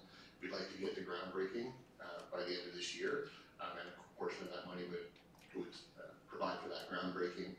But we would be looking to, we phased it into 2 years, as CEO had mentioned. We're conscious of biting off more than we can chew, so we're looking at completion in 2020, where funding would be poured into that. And then through you, Your Worship, just, I don't know if it was mentioned, this clubhouse represents also some money provided by the local football soccer club. Through you, Mayor Sanderson, so the funding for the field house is largely development charges, 90%. The 10% we requested and had conversations with the Soccer Association about supporting the non-BC amount. And so yeah, there would be some ownership of that funding as well by the association. Okay, thank you. If I may, one more question, please, through Your Worship.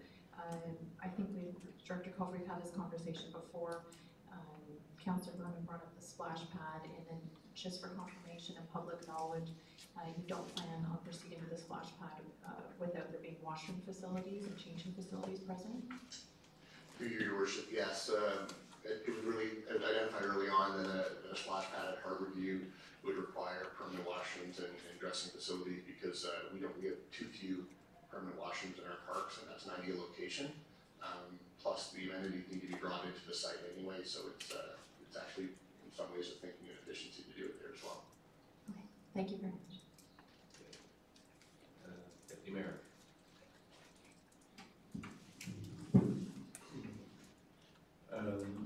Thank you, through to the Director. Just to follow on Councillor Comey's last comment specific to the Fisher Field facilities, I am pleased that the club is coming forward with some money. I think it was Russell Schick that was here when we had a PRC committee back 2 councils ago that sort of made that pledge as part of their original proposals. So it's nice to see.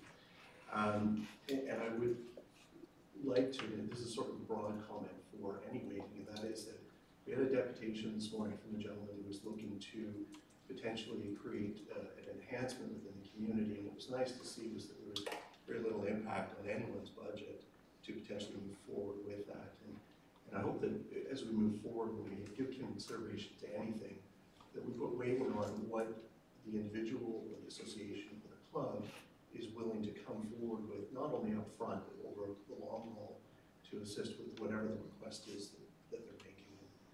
So it's nice that the club is following through on something that they stated 2 councils ago. In your overall sort of broad presentation, there wasn't a lot given to Elvis, and Councillor Berman picked up on sort of his question. I'd like to request, and maybe park this for later this afternoon for further conversation, but there's been a lot of speculation as what may or may not happen with the 25th anniversary of the festival this summer. And it goes back to my comment the other day about a potential accommodation tax, tourism tax. And it's a tax that's applied, just as it states, on the accommodation within a particular municipality. And it's one of the few areas that the province has given lower tier the opportunity to generate future revenues. And it is something that we potentially could look at, and that's why I say I'd like to put it in a placeholder with direction to staff to maybe look at this, with the intent that those are revenues that could be generated to specifically offset a festival, Elvis in this case, that has been criticized for costing the municipality, whether the criticism is justified or not. I'm not making comment on that, but that's been the criticism. And this may be an opportunity, and so I'd like to revisit that this afternoon, and I'd like to revisit it over maybe the next year, because there's going to be an opportunity to look at that particular tax and how it could play out in a final decision on whether or not we move forward with the festival in the 26th year or not. The other day I mentioned with regards to the naming policy, and I'd like to revisit this in the context of maybe future budgets, in the sense that the clerk was kind enough to send out the naming policy. My concern with the policy is it really is weighted to the original naming of a particular asset or facility from the outset, but it really doesn't speak long-term to ongoing funding or what happens after a 20-year period if the name's removed, or additional opportunities to remove a name, replace it with a new name, that type of thing. And the reason I bring it up again is just that we have a number of things that are proceeding. The clubhouse at Fisher Field would be one, the additional water feature at Harborview, where maybe there is an opportunity to either have a name in place, a name to generate revenues, and or fundraising on a larger scale, similar to what was done here in this building, specific to the library with the bricks that were purchased. And you can see that through the building in the second and first floor. A specific question, I just casually asked the mayor, you mentioned the wayfinding of the downtown. Can you just explain further what that is and why it falls in your budget as opposed to Mr. Redlow's or perhaps even the IA? Thank you, Your Worship. I may call Lamar to explain. For lack of a better term, I believe it was sort of a needed at home, and that's essentially why. But I'll defer to Martin for an explanation, please. Councillors, thank you. Through you, Mayor, it was really intended, one, to act, if you will, as a placeholder. We have to find one budget to hold it. And just as a note, the budget actually comes from a combination of sources. It comes partially from PRC, it comes partially from the BIA, their funding contributors, partially from Simcoe County, and then all that money was then used to actually double that through an additional grant through RTO 7. So we needed a place to hold all those dollars, if you will. This also takes into account that there are some capital expenses that need to be accounted for. Finance is probably better suited to recognize how that was meant to be served. But that's how that fund has come together, and that happens to be an account that was chosen to be the one that acts as a holding pot, if you will. So, just a question of clarification. The sum total that was shown here, is that your contribution or is that the total sum contribution from all of those revenue sources? To use the total sum contribution. Total sum, okay. And wayfinding, generally wayfinding means it's a point of finding a way, but is it for something specific? Is it for cultural purposes? Is it to promote something in particular? Through you, Mayor, and I would be remiss if I didn't mention the clerk's office has also contributed to this project, which brings me to answering your question. So the original impetus was based on several reports that consultants have been doing over the last 8 years. They said, you have no sign that tells people how to get downtown, for that matter to your waterfront. I'd like to quote that there are more signs in the town of Collingwood promoting how to get to the Blue Mountains than there are to actually get to downtown Collingwood. So the wayfinding is specifically intentioned to get people to the downtown harbor area. Within that, one of the things that came back as part of the plan that was done a year and a half ago was that our opportunities to actually identify parking lots more overtly. In other words, there are 4 cornerstone parking lots in the downtown area. And the importance of that, and actually the signs will actually have parking lot A, B, C, D on it. The intention is to get people to park their cars, get out, and start walking around the downtown harbor area. So the intention really, the objective is to get more people walking in and around the downtown harbor area, making sure they know how to find that area as they come in from the different corners of town and access points. If I may, just a final comment, and this is a perfect segue. Councillor Hanlon referred to some of the parking issues, and not a criticism of your comments. I guess the way I would flip it around and look at it is that we, as a downtown, are fortunate to have parking problems because it means that people actually want to come to our downtown. However, it is something that is observed, and if I may pass it along, I don't know if it's something we as a PRC department or municipality can do, but there are comments that have been made to me from members of, say, minor hockey in particular, that's a user group of the Ada Bush, that, for example, we've got the children that are being brought downtown at, say, 3:30, 4 o'clock on a Monday afternoon, Tuesday afternoon for a practice, central sitting empty or used by a different user group at that time period, and they're taking up parking and paying, they're frustrated because they now have to pay for parking, when really maybe that user group should be flipped and they're the ones that are using central. So there is some tweaking to be done. I realize that that's a far stretch inside of the budget context, but to your point with the wayfinding, I personally don't think we have a parking problem, and if that money is derived in some way to help push people to park out and then walk, as is evidenced with the closure of the Pine Street parking lot this summer for the market, which is a success. That's fantastic. Thank you. Thank you. Councillor Ward. Thank you, Your Worship, and please excuse the false start there. I'll ask some questions first in regard to parks and specifically the capital budget through you to Mr. Culver. You referenced the cost to repair the boardwalk, and I'm wondering, are there any insurance offsets for that expense?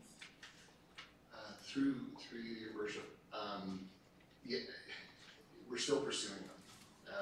And I honestly don't have a lot more to share with you than that. We expected an answer long before now, but we haven't gotten one. So we're looking for a final answer from our insurance company as to whether there's any insurance offset. It's been ongoing.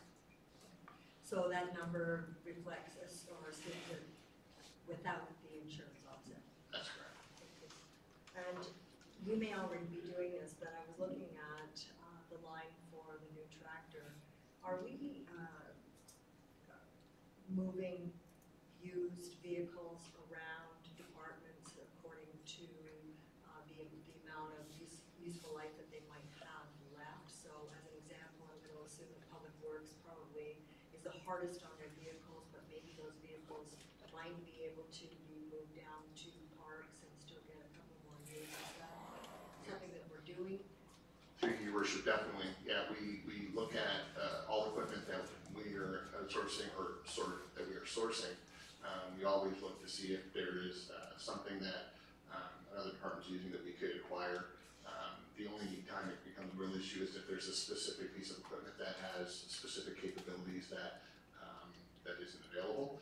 I'll also point out that once a machine has reached its useful life in terms of our standards, we go to gov deals, and actually Amanda is our Gov Deals champion who puts things up for sale, so we're recouping and recovering as much as we possibly can out of a piece of equipment that's considered surplus. Thank you. And then the Princeton Shores improvement, the tennis court improvement. I recall a couple of years ago, the group of tennis club users came to council with a business plan. Was there not a revenue offset that they were proposing as part of that business plan? Through your worship, it was actually last year that the Collingwood Tennis Association came to council to actually ask for relief of fees for the first period of their business plan, with the idea that they wanted to become a stronger organization.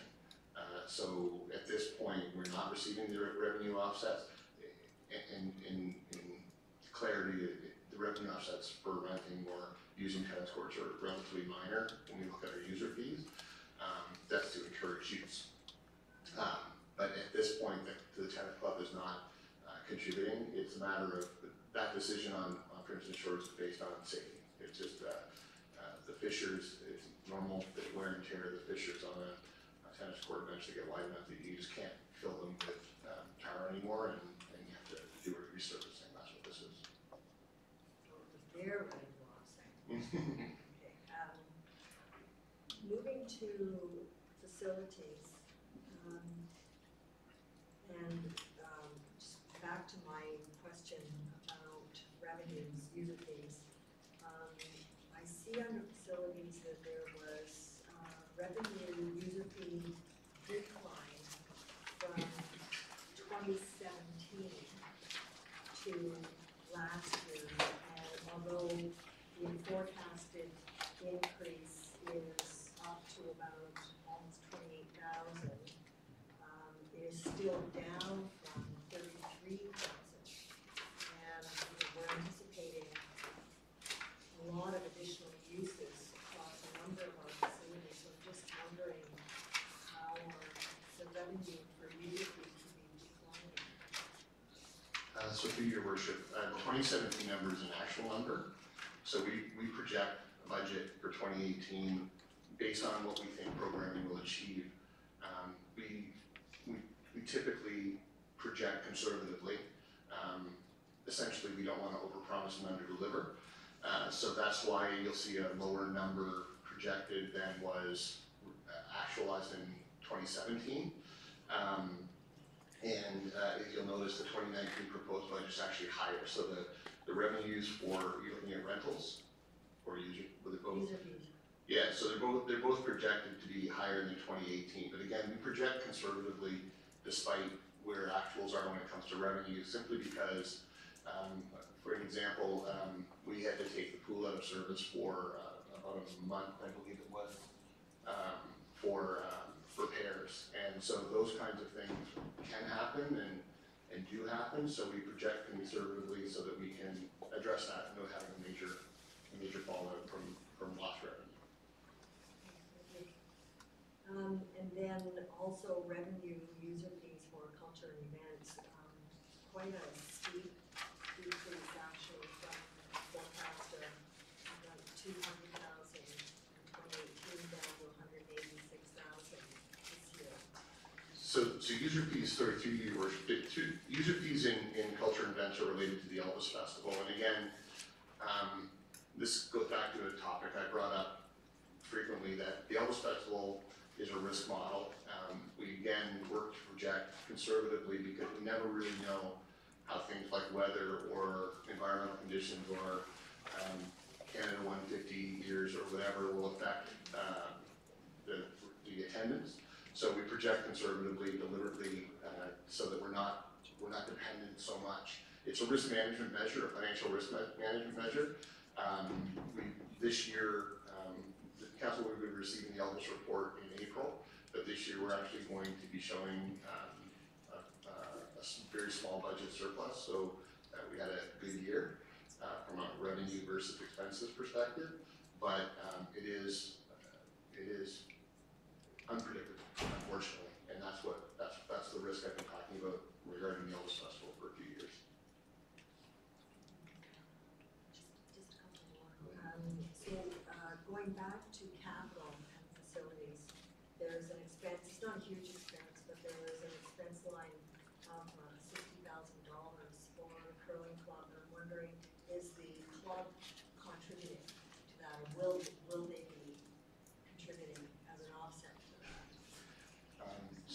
I'm gonna try this one, and I'm glad Mel's here to help me out. Yeah, so the curling club expenses related to the dehumidifier that needs to be replaced at the curling club, and traditionally those costs have been the town's costs. And then, going to just picking up on, some questions that Councillor Comey was asking. Can you hear me okay? I keep forgetting my microphone. I'm reading those. The field house and the fact that, we may not be completing that field house. So I'm just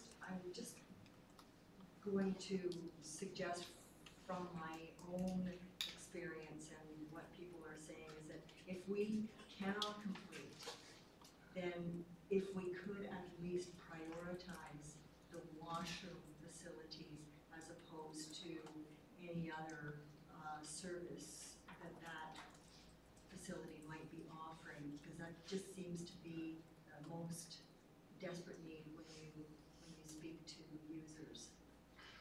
So through your worship, when I indicate that it might not be completed, that's as a project whole, not that we would not finish parts of it or anything like that. So I want to make sure that we're clear about that. It will contain washroom. We definitely have heard and respect that it is the biggest need of Fisher Field right now, and so we're moving forward as quickly as possible to try and accomplish that. Thank you. And then just finally, we've been talking a little bit about revenues, a number of members of council. Are we, and this may be a larger project for the entire municipality across departments, is looking for ways to generate more revenue outside of property tax revenue. And again, give a small example, and you've probably heard this way too many times, but I have observed in the city of Burlington as an example, where they have beautiful gardens in their medians, all down some of their major roadways. And all of those gardens appear to be sponsored in whole or in part by private sector. And they have small little signs, very subtle signage that recognize the corporate donator or donor. And we have a number of beds all around the municipality. We have people complaining or criticizing about our inability to maintain all of the beds or to maintain them to some particular standard. And to me, here is an opportunity right there for a couple of $1,000s that a major donor may be happy to make in exchange for naming rights on that bed to complete some of the beds throughout the municipality. And then just moving on to the larger issue or opportunity, I should say, of naming rights around the municipality and how that can benefit us. I know I was at AMO a couple of years ago, and I believe it was the city of Sarnia was earning, over the life of the contract, $400,000 in naming right revenue for one of their arena facilities. It can be significant dollars. And I realize there's checks and balances involved with that, but I'm hoping that we generally can start, as a municipality, start looking at those opportunities. And then I would also just echo the Deputy Mayor's comments about the potential opportunity with an accommodation tax and how that, could legitimately offset some of the ongoing costs that tend to get borne by taxpayers. And it doesn't need to be a huge amount of money. I'm thinking about the city of Ottawa as an example that instituted a bed tax. And it's in the nature of about $5 per night. So it's not any kind of a deterrent, I don't think, for tourism, but the benefits for the municipality can be huge. I'm actually going to direct that question to the CAO, and then if you have any of that information, you can jump in. Okay. Thank you, Your Worship.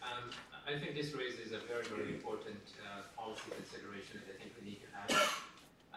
I don't think that we could develop and grow as a municipality without getting the private sector engaged, and I've talked a lot about this in terms of the water. I mean, I share the Deputy Mayor's view about us looking at other revenue tools, and there are issues around tax increment financing, naming policy, looking at other ways of accelerating some of the projects we have on hand. So my strong recommendation would be for us to come back with a report to council on the range of revenue tools that would be available outside of property tax and the traditional tools that we have used, and come back with some recommendations in that regard, because I think this covers the entire corporation, and we should look at not only one revenue tool, but the range of tools that are available and how we might be able to leverage them to the public good. Thank you. What we'll do, Councillor, is add that to batch of recommendations we may discuss at the end of the day here. So that will come back. And that's my questions. Councillor Scott. Through you, Your Worship, to Director Culver, can you talk to me about what you see the coordinator of community well-being and inclusion doing on a day-to-day basis? Thank you, to Your Worship. So the Healthy Kids Community Challenge project was definitely, through the provincial funding, there was acquired assets for sure. But largely what it was an exercise in collaborative impact. So it really had more to do with engaging community partners in the health and wellness sector, and pulling people together towards common initiatives and causes. And it was, in my mind, a game changer when it came to how we view well-being and the well-being establishment in our community. So on a day-to-day basis, the coordinator would be continuing that collaborative impact approach, looking for partners to work on barrier removal. That person would be putting together the policy that council would approve on how we would strategize to remove barrier by municipality. I'll give you a real quick example. In my former municipality, we constructed an access to affordable recreation policy, and what that was in any given program, there is a break-even point. There's a point when essentially your costs and your revenues should match. Beyond that, if you're not in a profit center, if you're not a business, if you're a municipality, you have some opportunity room, and that opportunity room is what we turned into access to affordable recreation. We were able to offer that into community living and other sources and say, do you have clients who may want to use those spaces? And it was a way to sort of bridge the gap a bit. We'd like to explore all of those and currently don't have the capacity as much as we'd like to, and that's a large part of what that kind of role would do. Thank you. My second question to you is about, through you, Your Worship, is regarding the trail money that is included in the budget. $300,000 is the line item. Yeah. Is there any plan to do any land acquisition when it comes to creating a trail connector between town and the mountain? I've been in conversation a little bit with some of the people involved in the trail's creation, and I think they're finding some pretty serious barriers in creating a trail that would go sort of parallel to Mountain Road. Can you talk to me a little bit about that? Sure, through you, Mayor Saunderson. So first of all, the village, the Trail of the Village was a project that Martin spearheaded, so I can defer to him as much as you need. So the challenge there, so first of all, our trails, a lot of our trails in this community are not on town-owned land, they're on, we have access agreements with private owners who provide us that access. It's a lot the same way that the Bruce Trail operates as well. currently, we don't have land acquisition strategies within our budget framework. We work with private owners, and we do own some land that could be converted to trails at some point in the future, when it makes sense to do so. But that specific trail going to the village, so the obstacles are, currently there are landowners that are difficult to get a hold of, to have a conversation about their ability to assist us with some access agreement. And I think Martin is working on how to approach that, how do we solve that problem, because bringing forward a strategy to get a trail and not telling the potential landowners there's land you'd be crossing would be a bit of a catastrophe. So that's really been the holdup, is to have how to get those discussions with landowners that are very, very difficult to make contact with. Thank you. Councilor Jeffrey. Thank you, Mr. Anderson. I just wanted to confirm through you to Dean, the water line that you and Mel referred to, is that the fix for the dressing rooms? For the supply that's filling the Zamboni and the dressing rooms? Is that the fix for that? To your worship, it's actually at the Eddie Bush, I believe it's the water line through the whole building, which is why we're doing it in phases, but it is, it's 70 years old this year, so it needs to be replaced, but it's being replaced in phases. But it'll feed things like there's a water heater in one of the dressing rooms that is currently getting I think sporadic water. Sorry. Through your worship, the water line is the main water line that comes into the building, feeds all the change rooms, washrooms, and the extra surface there. We removed a section of pipe and found that it was probably flowing at about 25% rate at most. So, because it's galvanized piping that's in there, it's corroded and there's a lot of sediment in there. But the dressing room fix is still going, that water supply for the dressing rooms is still going to get fixed overall. So your worship, that's actually, that's at the top of the priority list. Can you remind me how we populate that public art reserve? Through your worship, so it's been receiving annual donations or annual reserve allocations from council for I think 5 years. Through you, your worship, yes. Initially, you were looking at a target level of 42,500, and that was started as $5,000 every year for 2.5 council terms. So, Yeah. And we reinstated it this year. Because I think in terms of art and culture and our ability to keep up on the public art and things, I think in our discussions that we had earlier with respect to the plan was maybe looking at, and maybe it becomes part of that other fiscal tools report, we fund the parks through that development and I think it's the 1%. If there's some mechanism that we can build that public art up in terms of development contributing to that, so I hope that that's still on the table in terms of being considered.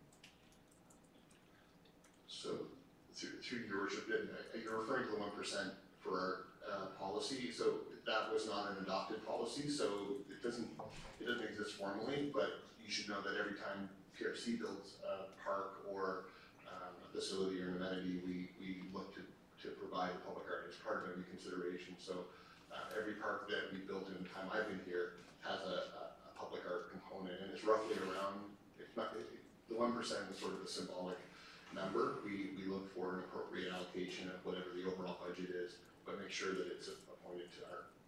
So the skate park has a piece of art in it, Riverside Park has a piece of art, and Mountain Top has a piece of art in it. Thank you. Questions? All right, Councilor Doherty, one more crack. Yes, sorry, and I just picking up on what Councillor Jeffrey is saying, and it's kind of on a related topic, but I'm thinking about not strictly speaking parks, but landscaped boulevards adjacent to the fencing of residential developments. And we have a situation, as an example, over at Pretty River Estates, where we have that lovely fence, and we have that lovely landscaping that the builder put in place, and we have no money to maintain it. And it's partly because it's a county road, and partly because we're overwhelmed with the number of maintenance that we have to put, or with the amount of maintenance that we have to put in place right now. And I'm thinking about that project and wondering if there is a way in which, when we do something like that in future, that a small amount of the development charges, and it wouldn't have to be much, could be allocated to some kind of a fund or accrual, so that on an ongoing basis we could dip into it to cover our cost of maintaining the landscaping. Just put it out there. Sure. Okay. Did you want to comment, or you were just commenting to get that on the table? Get it on the table, but if Director Culver has an immediate thought, I'd love to hear it. So through your worship, the only comment I will make is that PRC is now, I can't comment on Pretty River Estates, but we're quite integrated with the site plan development and the development committee.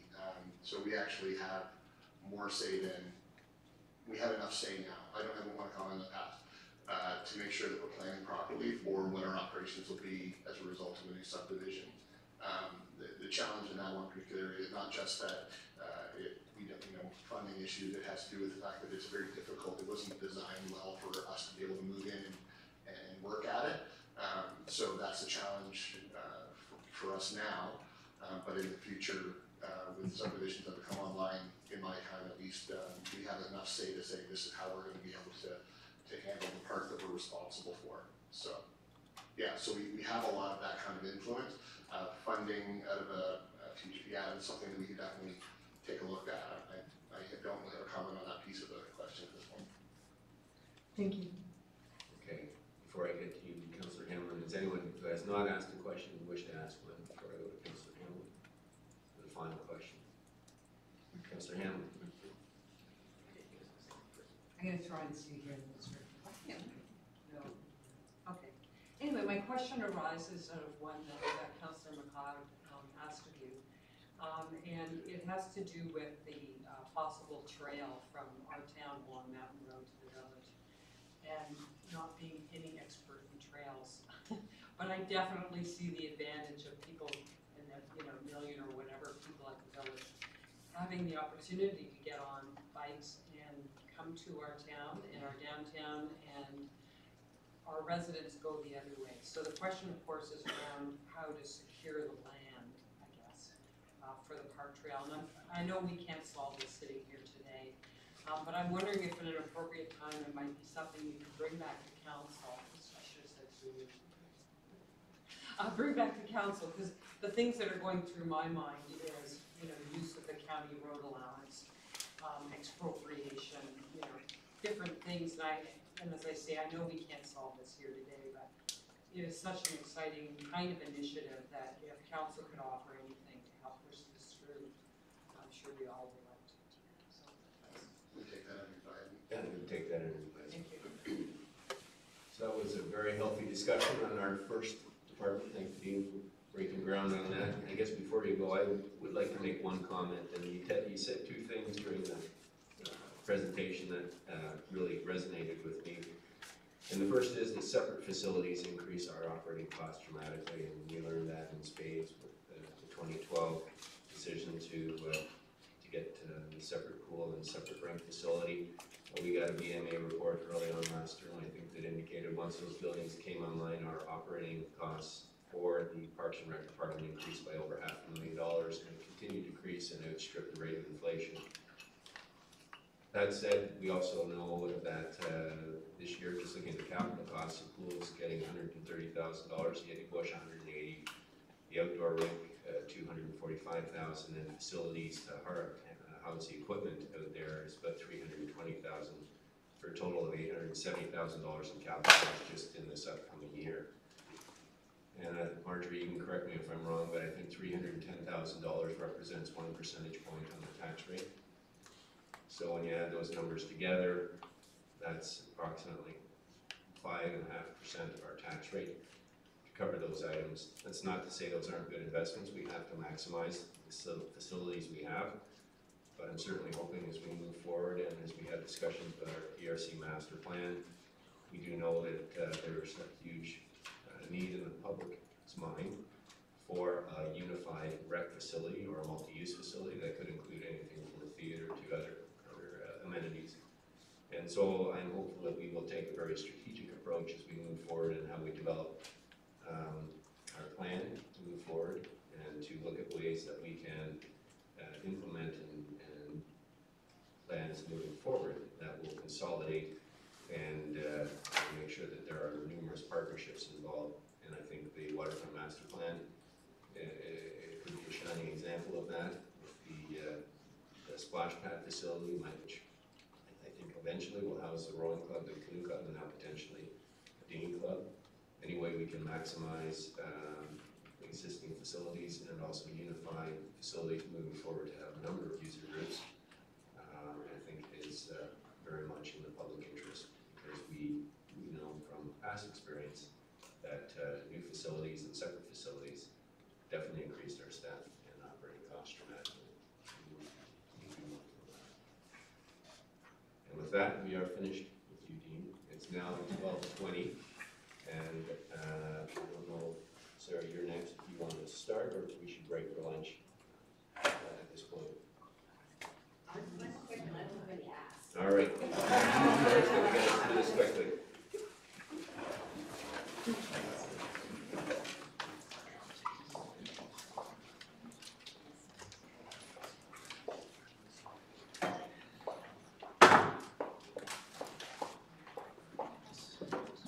I will review our budget for 2019. I have 10 slides.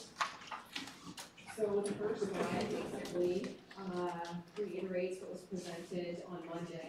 The two inclusions that I actually was remiss in including on that presentation was the very important establishment of our customer service ambassadors that happened in 2018. So we included that because that was a positive transition from a requirement that we had in the reception area to make a position that was in the cashier department of finance. So we melded the positions to come up with a customer service ambassador that provides the full range of services to again get to that customer-centric focus that we're looking at. The other thing that I did not include on that slide originally was the number of inspections. So I did have the number of cases that law enforcement undertook in 2018, but I was remiss including the actual out in the field inspections that we did at 1,496. Another item that was included was the crossing guard study and location changes, and that will impact our discussion on our last slide. So again, the budget pressures, the slide is the exact same as what you'd seen before, so I won't go through that. I did want to identify the key drivers that we considered in doing our budgets. So this was actually included in page 39. So the items that we look at when we're preparing our departmental budget are the public engagement participation importance, as well as enhancing our customer service. The increased demand for municipal services and information is something that we really evaluate and take a look at what happened the year before, where the demand's coming from, what information and communications are people looking for, and looking at where we should include that within our business plans for 2019, and obviously new policy and bylaw implementation, and accountability and transparency. So budget priorities and clerk services is identified on page 41. We broke it down into the two different areas of the community strategic plan. So this is something that we include annually, the reaffirmation of the code of conduct, the summary of board and committee actions, and enhanced community engagement. And these are straight from the community strategic plan. The summary of boards and committee actions, this was one of the outcomes that was requested during our consultation piece that CAO, wanted to understand what, the work that was undertaken by the various boards and committees, what they did, what, accomplishments, achievements, and successes they had, what challenges they had. So this is something that we're going to be enhancing, this year. Our departmental, and it's identified as a director recommendation, but it's totally, our departmental, priorities that we work together developing. So that's again enhancing our meeting management system.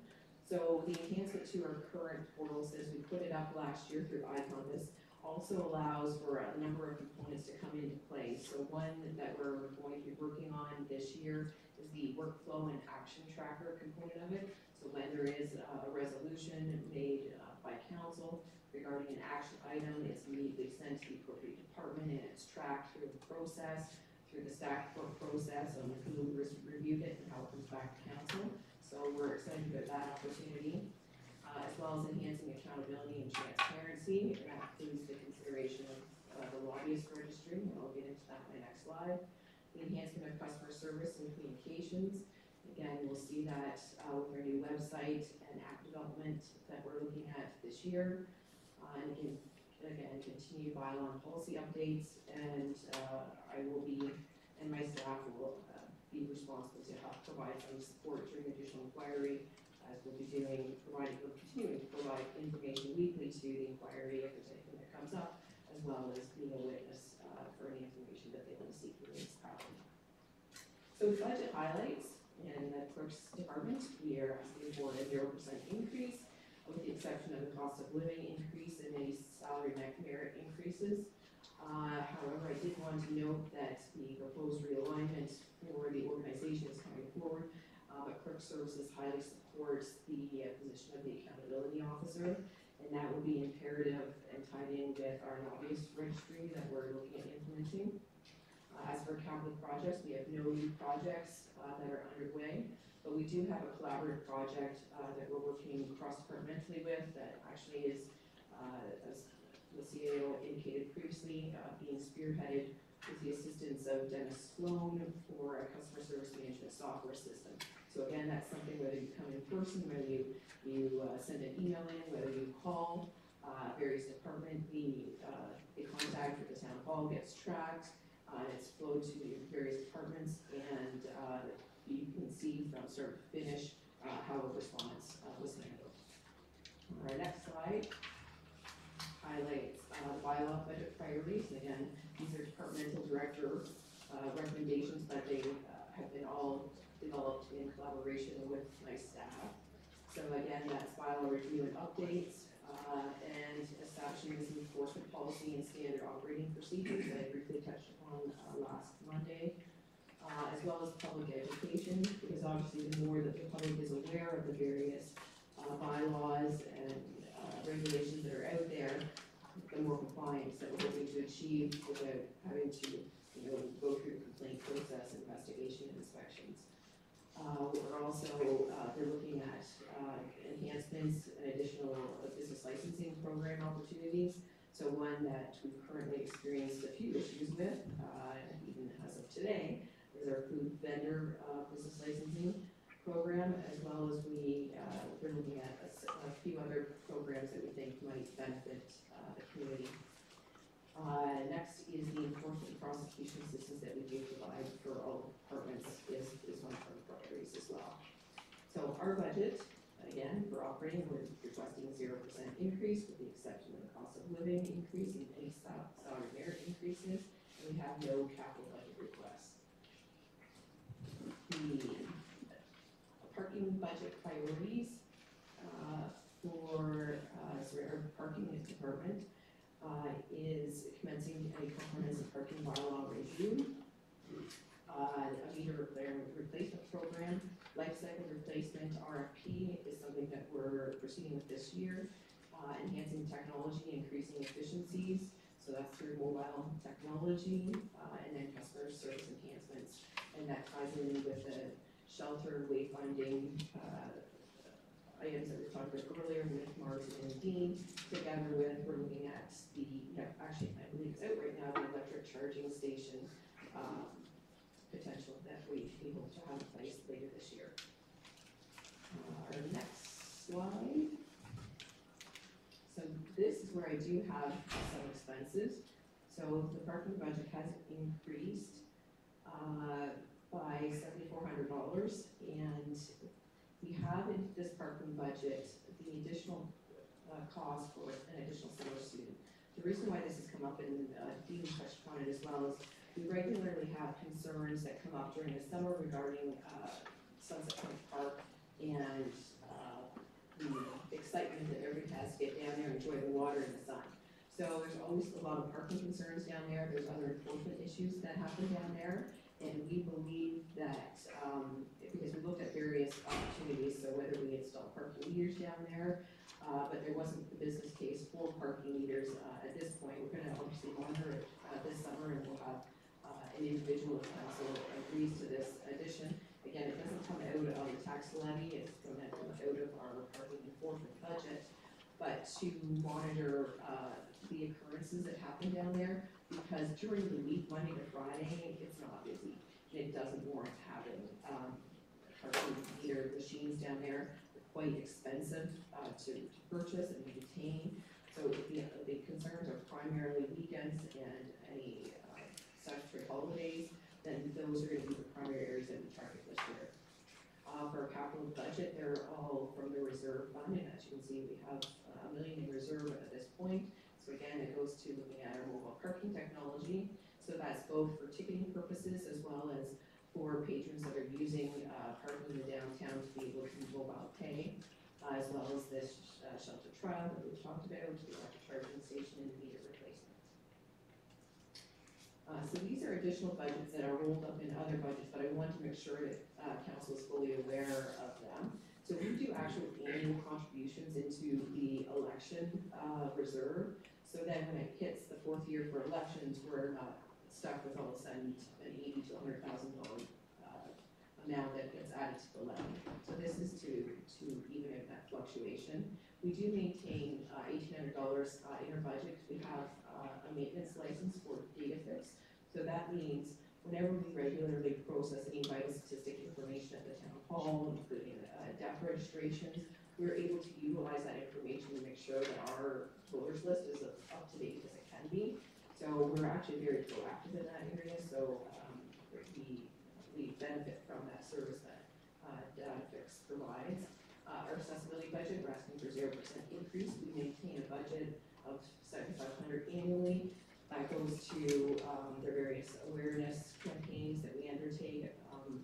We participate in a few different events, as well as if there's any departmental issue that comes up for a program or service that they need some support for to enhance accessibility. An example for that would be the sign language interpreters if they're required anywhere. This is something that we're going to be getting into, that we do have a bit of a budget. Knowing that we also have a reserve, if there's something significant that any department needs to access, we have a reserve fund. It was drawn down from last year for 2 items, and that is pertaining to the Eddie Bush Arena accessible doors, as well as the new change room at Centennial Pool. Crossing guards, this is one of my areas that we have increased significantly. It's a relatively small budget, but we've asked for salaries premium for crossing guards, just because our crossing guard program is significantly difficult to maintain. We undertook our study last year. The study indicated a potential, 2 potential areas that we're monitoring this year, so we may have another 2 crossing guard locations come up for the 2019-2020 school season. However, our biggest challenge is recruitment and retention of our crossing guards. Quite frankly, they make, I believe it's less than $5,000 for them to go out 3 times a day. They're generally, as well as when they have illnesses or appointments. So what happens is staff have to go in and fill up those crossing guard vacancies whenever they're away. We've even had the mayor's assistant actually go out to cross the guard this week. So yes, this is a bit of an area, but we believe that there's value in this request because it takes a significant amount of staff time, both between our department as well as HR and managing. this whole process. As you can see, we almost always have a crossing guard position vacancy listed on the website. And then our police services board, we've asked for a 0% increase this year.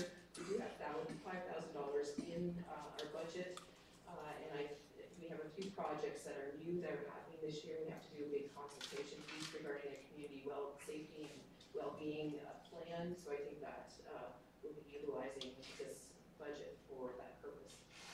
And those are my significant budget asks. Thank you, Sarah. You're asking for a lot.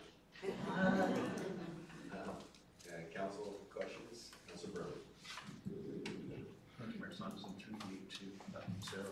I like the, at the start of your presentation, the into a summary of the reports and results and that we want to do. And I think it's going to be correct that there's been the odd committee from time to time you might have had trouble recruiting people for it. Yes. And my vision of what you're planning is that this would likely increase both the quantity and the quality of the people that apply for these.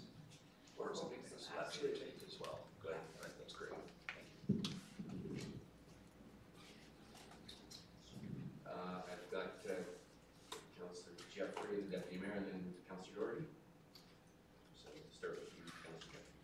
Thank you, Mayor Saunders, through the clerk. Sarah, you had asked us about some app suggestions earlier in the term in terms of moving forward with some technological efficiencies. I'm wondering if the parking app, I'm just wondering about, it would save the capitalization of leaders and things in the areas, and if Sunset Point would be a good test area to introduce a parking app as opposed to capitalizing through meters, which also aren't very attractive for a park area. But it would require signage on the street for people to understand the process, but I think that's something that we should investigate. Yes, through your Councilor Jeffrey, I can confirm that together with what CAO Amin had mentioned earlier about, we're looking at a consolidated type of app as well, because we don't want to, together with our software. So we want to make sure that whatever app we come up with, that it can be utilized within one kind of town app is our anticipation. So this is definitely something that we would monitor, because there is a number of opportunities that we can integrate it with our own app if we have such an opportunity, and to use it at that point park without having to invest in capital equipment would be ideal.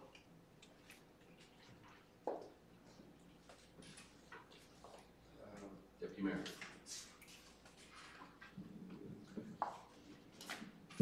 Through you to the clerk, three quick questions.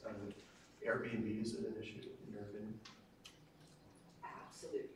Okay, so I'd like to park this later this afternoon, and that is that we would direct staff to undertake a review of our current policy, which excludes or disallows short-term accommodation, and take a look at the issue in terms of regulating and licensing.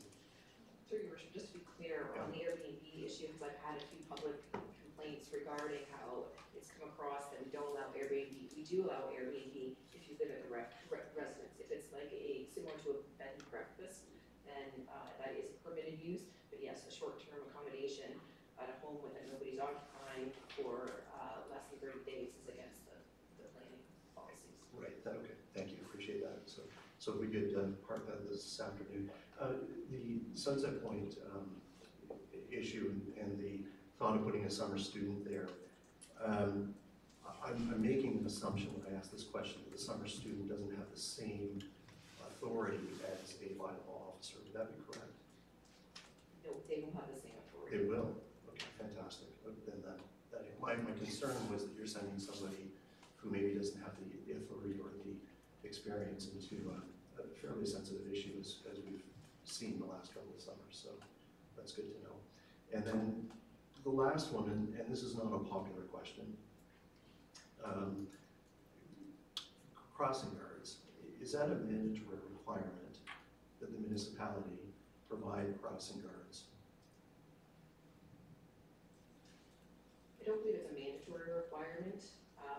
This is something that I have suggested through the regional service review should be a part of the education requirement similar to the fact that they are responsible for busing, getting their students to school by bus.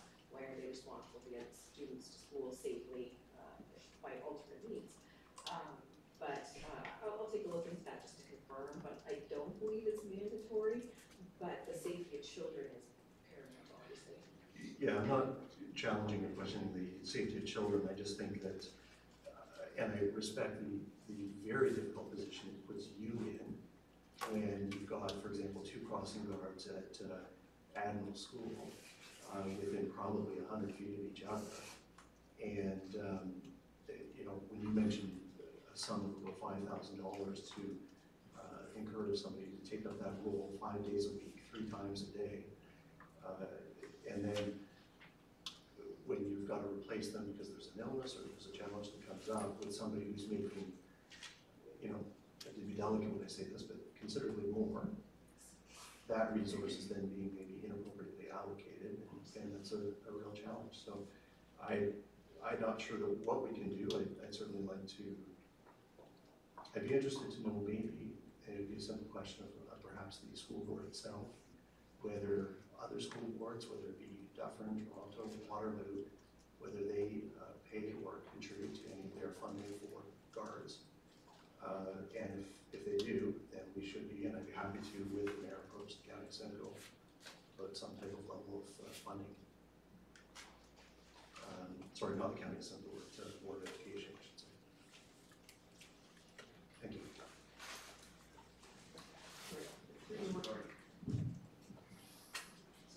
Through your worship, I'm just going to add to the comment came up about the parking situation as well. I just want to let council know that we do actually have that in our forecast plan. I believe it's actually in 2020 or 2021. We'll take a look at the downtown parking.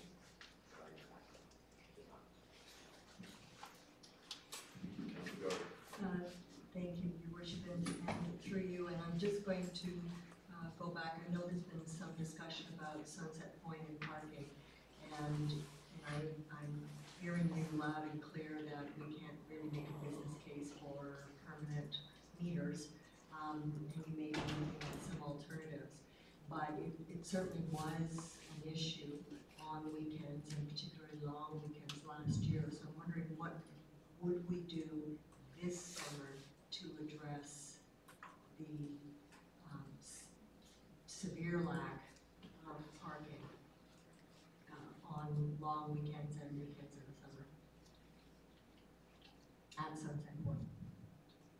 So, sorry, through your worship to Councilor Jordy, I think one of the main priorities too of the individual, if council authorizes this position, would be to undertake a monitoring to see where the parking issues occur.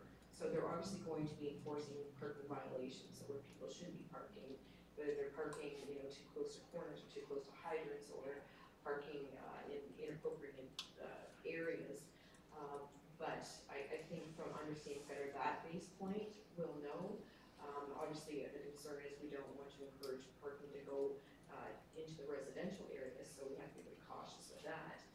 But the individual also will be able to enforce any sort of open fire type of issues too, that is that if concerns comes up if they have they cook and they bury their ashes down there as well. So that sort of enforcement as well as littering and nuisance.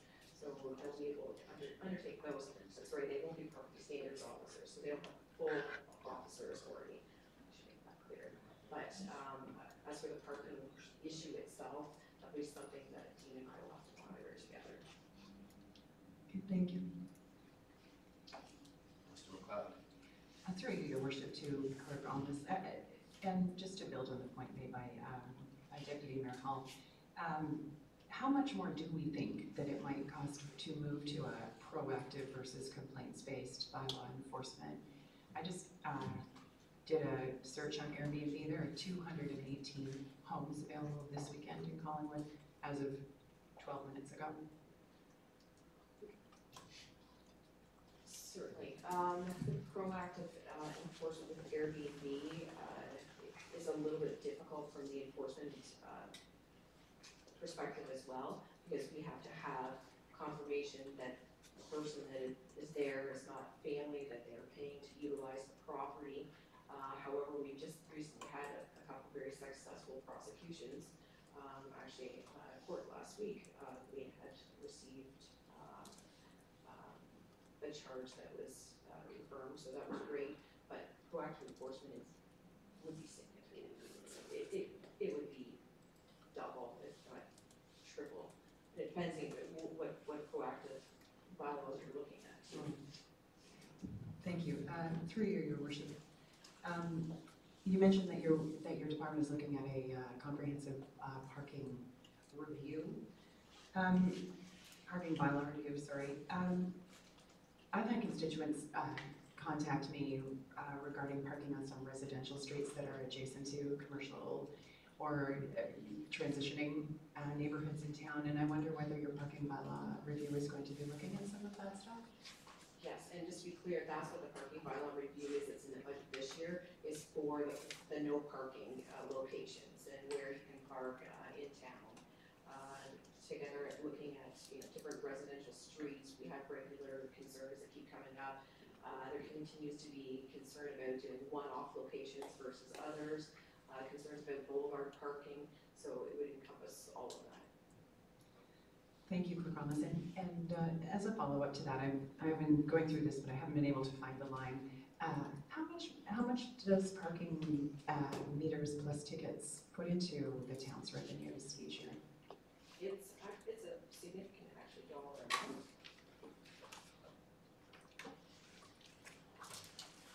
Just ballpark is fine. I believe it's in the range of 400,000.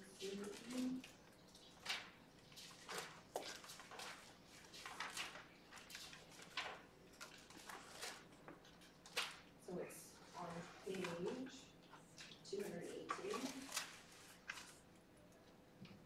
So the revenue is 470,000. So this year's 406,000. Thank you so much for promise. Thank you, Your Worship. Sorry, that's gross. I should Gross. Thank you, Mayor Saunderson. On that point specifically, I know I asked the question at the end of last term about the bylaws and doing the proactive enforcement as opposed to a complaint basis. And I didn't ask again today, as Councilor McLeod has, but I just assumed it's in the stream in terms of a response or a report as to parts or how that could be accomplished or why it can't be in certain areas. Is that, do I need to ask for that report again? Because I know part of the reorg isn't going to deal with that specifically, it's just simply realigning the different categories. But do I have to ask for another report with respect to that? Because Sorry, just to be clear, we're not proactive with Airbnb.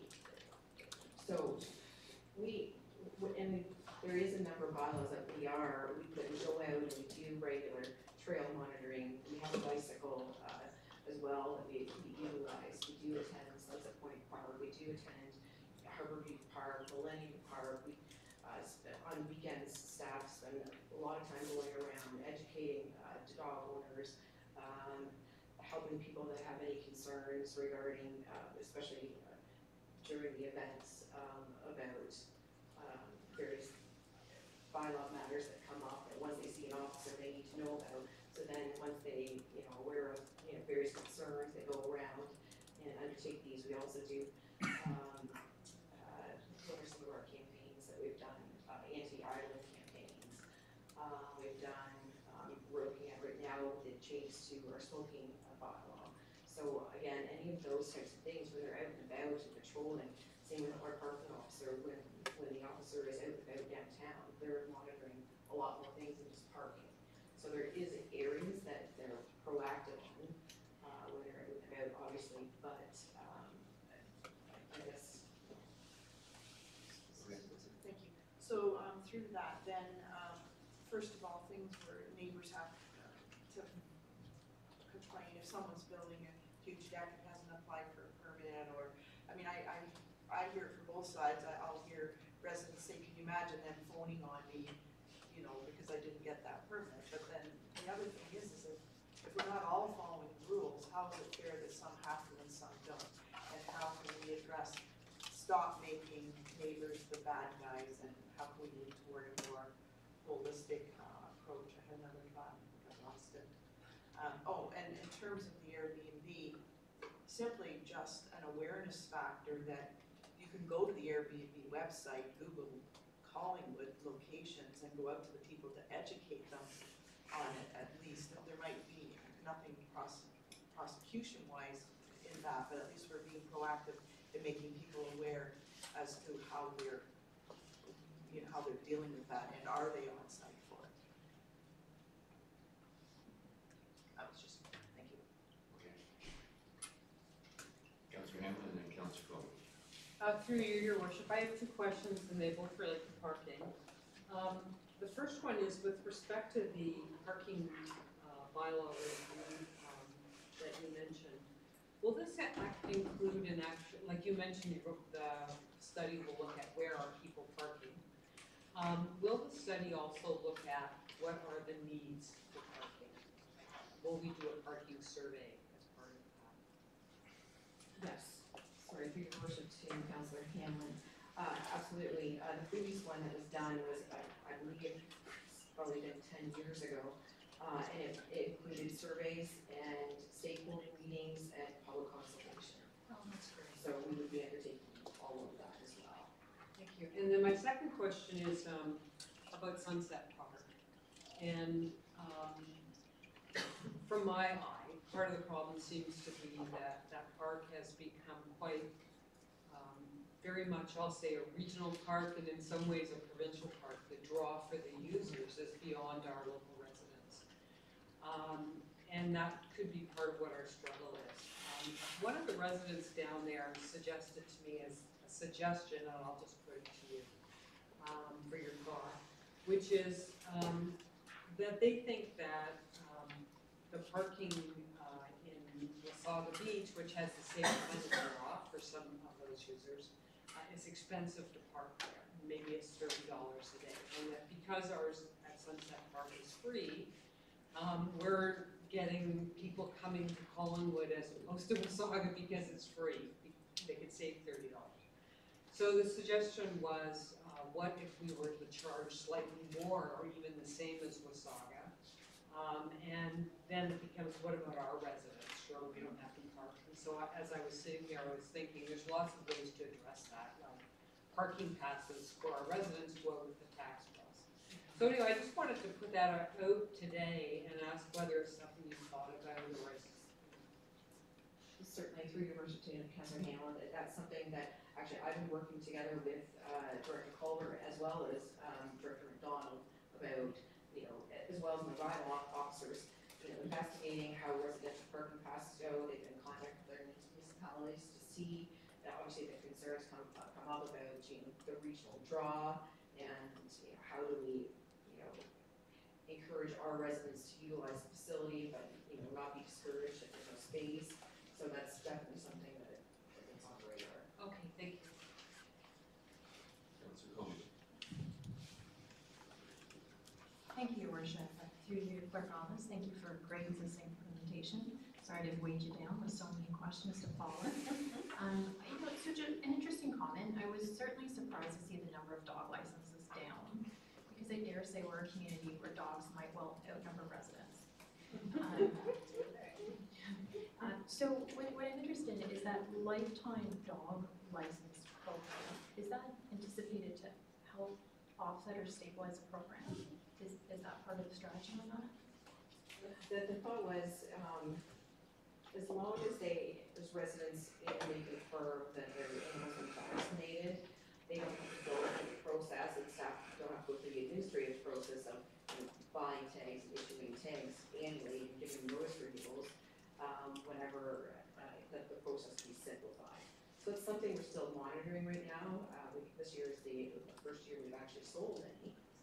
So, Yeah, Councilor. yes, I think Councilor Brewer has. That's a loan. Yes. So yes, we'll be monitoring. We're also actually investigating, last week we had a whole conversation with DocuPet. It's the program that Wasaga Beach is utilizing. So that's another program that we're looking at. However, the figures for compliance for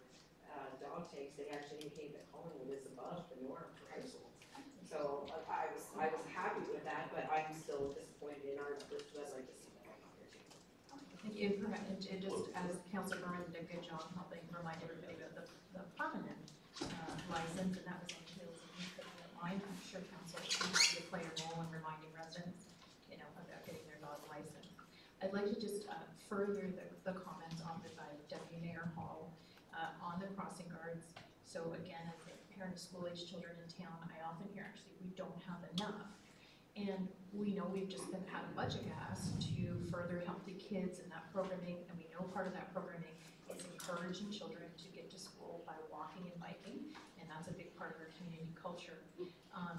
We've also seen a parent come in and suggest we don't have a stop sign. We know there's a much anticipated crosswalk coming, but my thinking was right around Deputy Hall's thought, what role can or do the schools play in this? Because the timing of the day is such that it seems that the people at the school would be the sorts of people that would be there and available to swing into these positions. So I think it would be much anticipated to hear how other municipalities are dealing with this. Your Worship, that's an excellent comment. That's something we've actually went to the schools to ask them if they have any teacher assistants or any volunteers that are there that would like to take on such a role, and they've had no uptake on that. One other thing, I would be remiss if I don't add the concern about complainants calling in and having to rat on their neighbors. Just so the public is absolutely clear, any complaint that comes in is confidential, so your neighbor doesn't know that you complained. So the only way that the name could be required, that has to go to court, is if a statement is required from that individual. So if our officer went out every time and they did not witness the issue or the violation, then the individual would have to be the witness for the case. But almost 100%, 95% of cases at least would have our officers be the one to identify the infraction if they don't know the information that came from.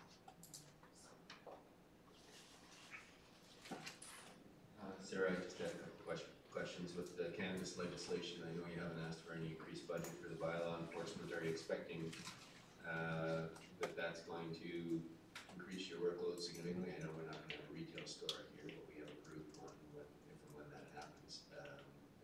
So really, I guess what we're doing now is monitoring the consumption, and staff are looking at amending the smoking bylaw to cover off that. So do you think that your allotted funds are going to cover it, or are you expecting there to be any increased load? At this point, in speaking with the OPP as well, we're not anticipating any significant increase required in enforcement. The issue will come on what council finally decides on the smoking prohibition. So, as we've indicated before, the tobacco enforcement officer, that's through the health unit, will only enforce in areas under the Smoke-Free Ontario Act. So if we provide increased areas where we're going to restrict smoking, vaping, cannabis use, we will be responsible for that enforcement. You know, I noticed we're dealing with clerks. Aren't you going to be dealing with the general governance later? Because I did have a question about specific funding for actually for myself, because as a member of the Great Lakes St. Lawrence Initiative, I don't see any amount in here, and I don't know where the former mayor was drawing those funds, but there's travel required in that capacity. To you, Your Worship, you hadn't intended on doing the governance one, but the Great Lakes and St. Lawrence funding was drawn from the water department, just was related to the sustainability of the water systems. Okay. Tradition. Okay, that clarifies things. All right, thank you, Sarah. It is 1 o'clock, so we will break.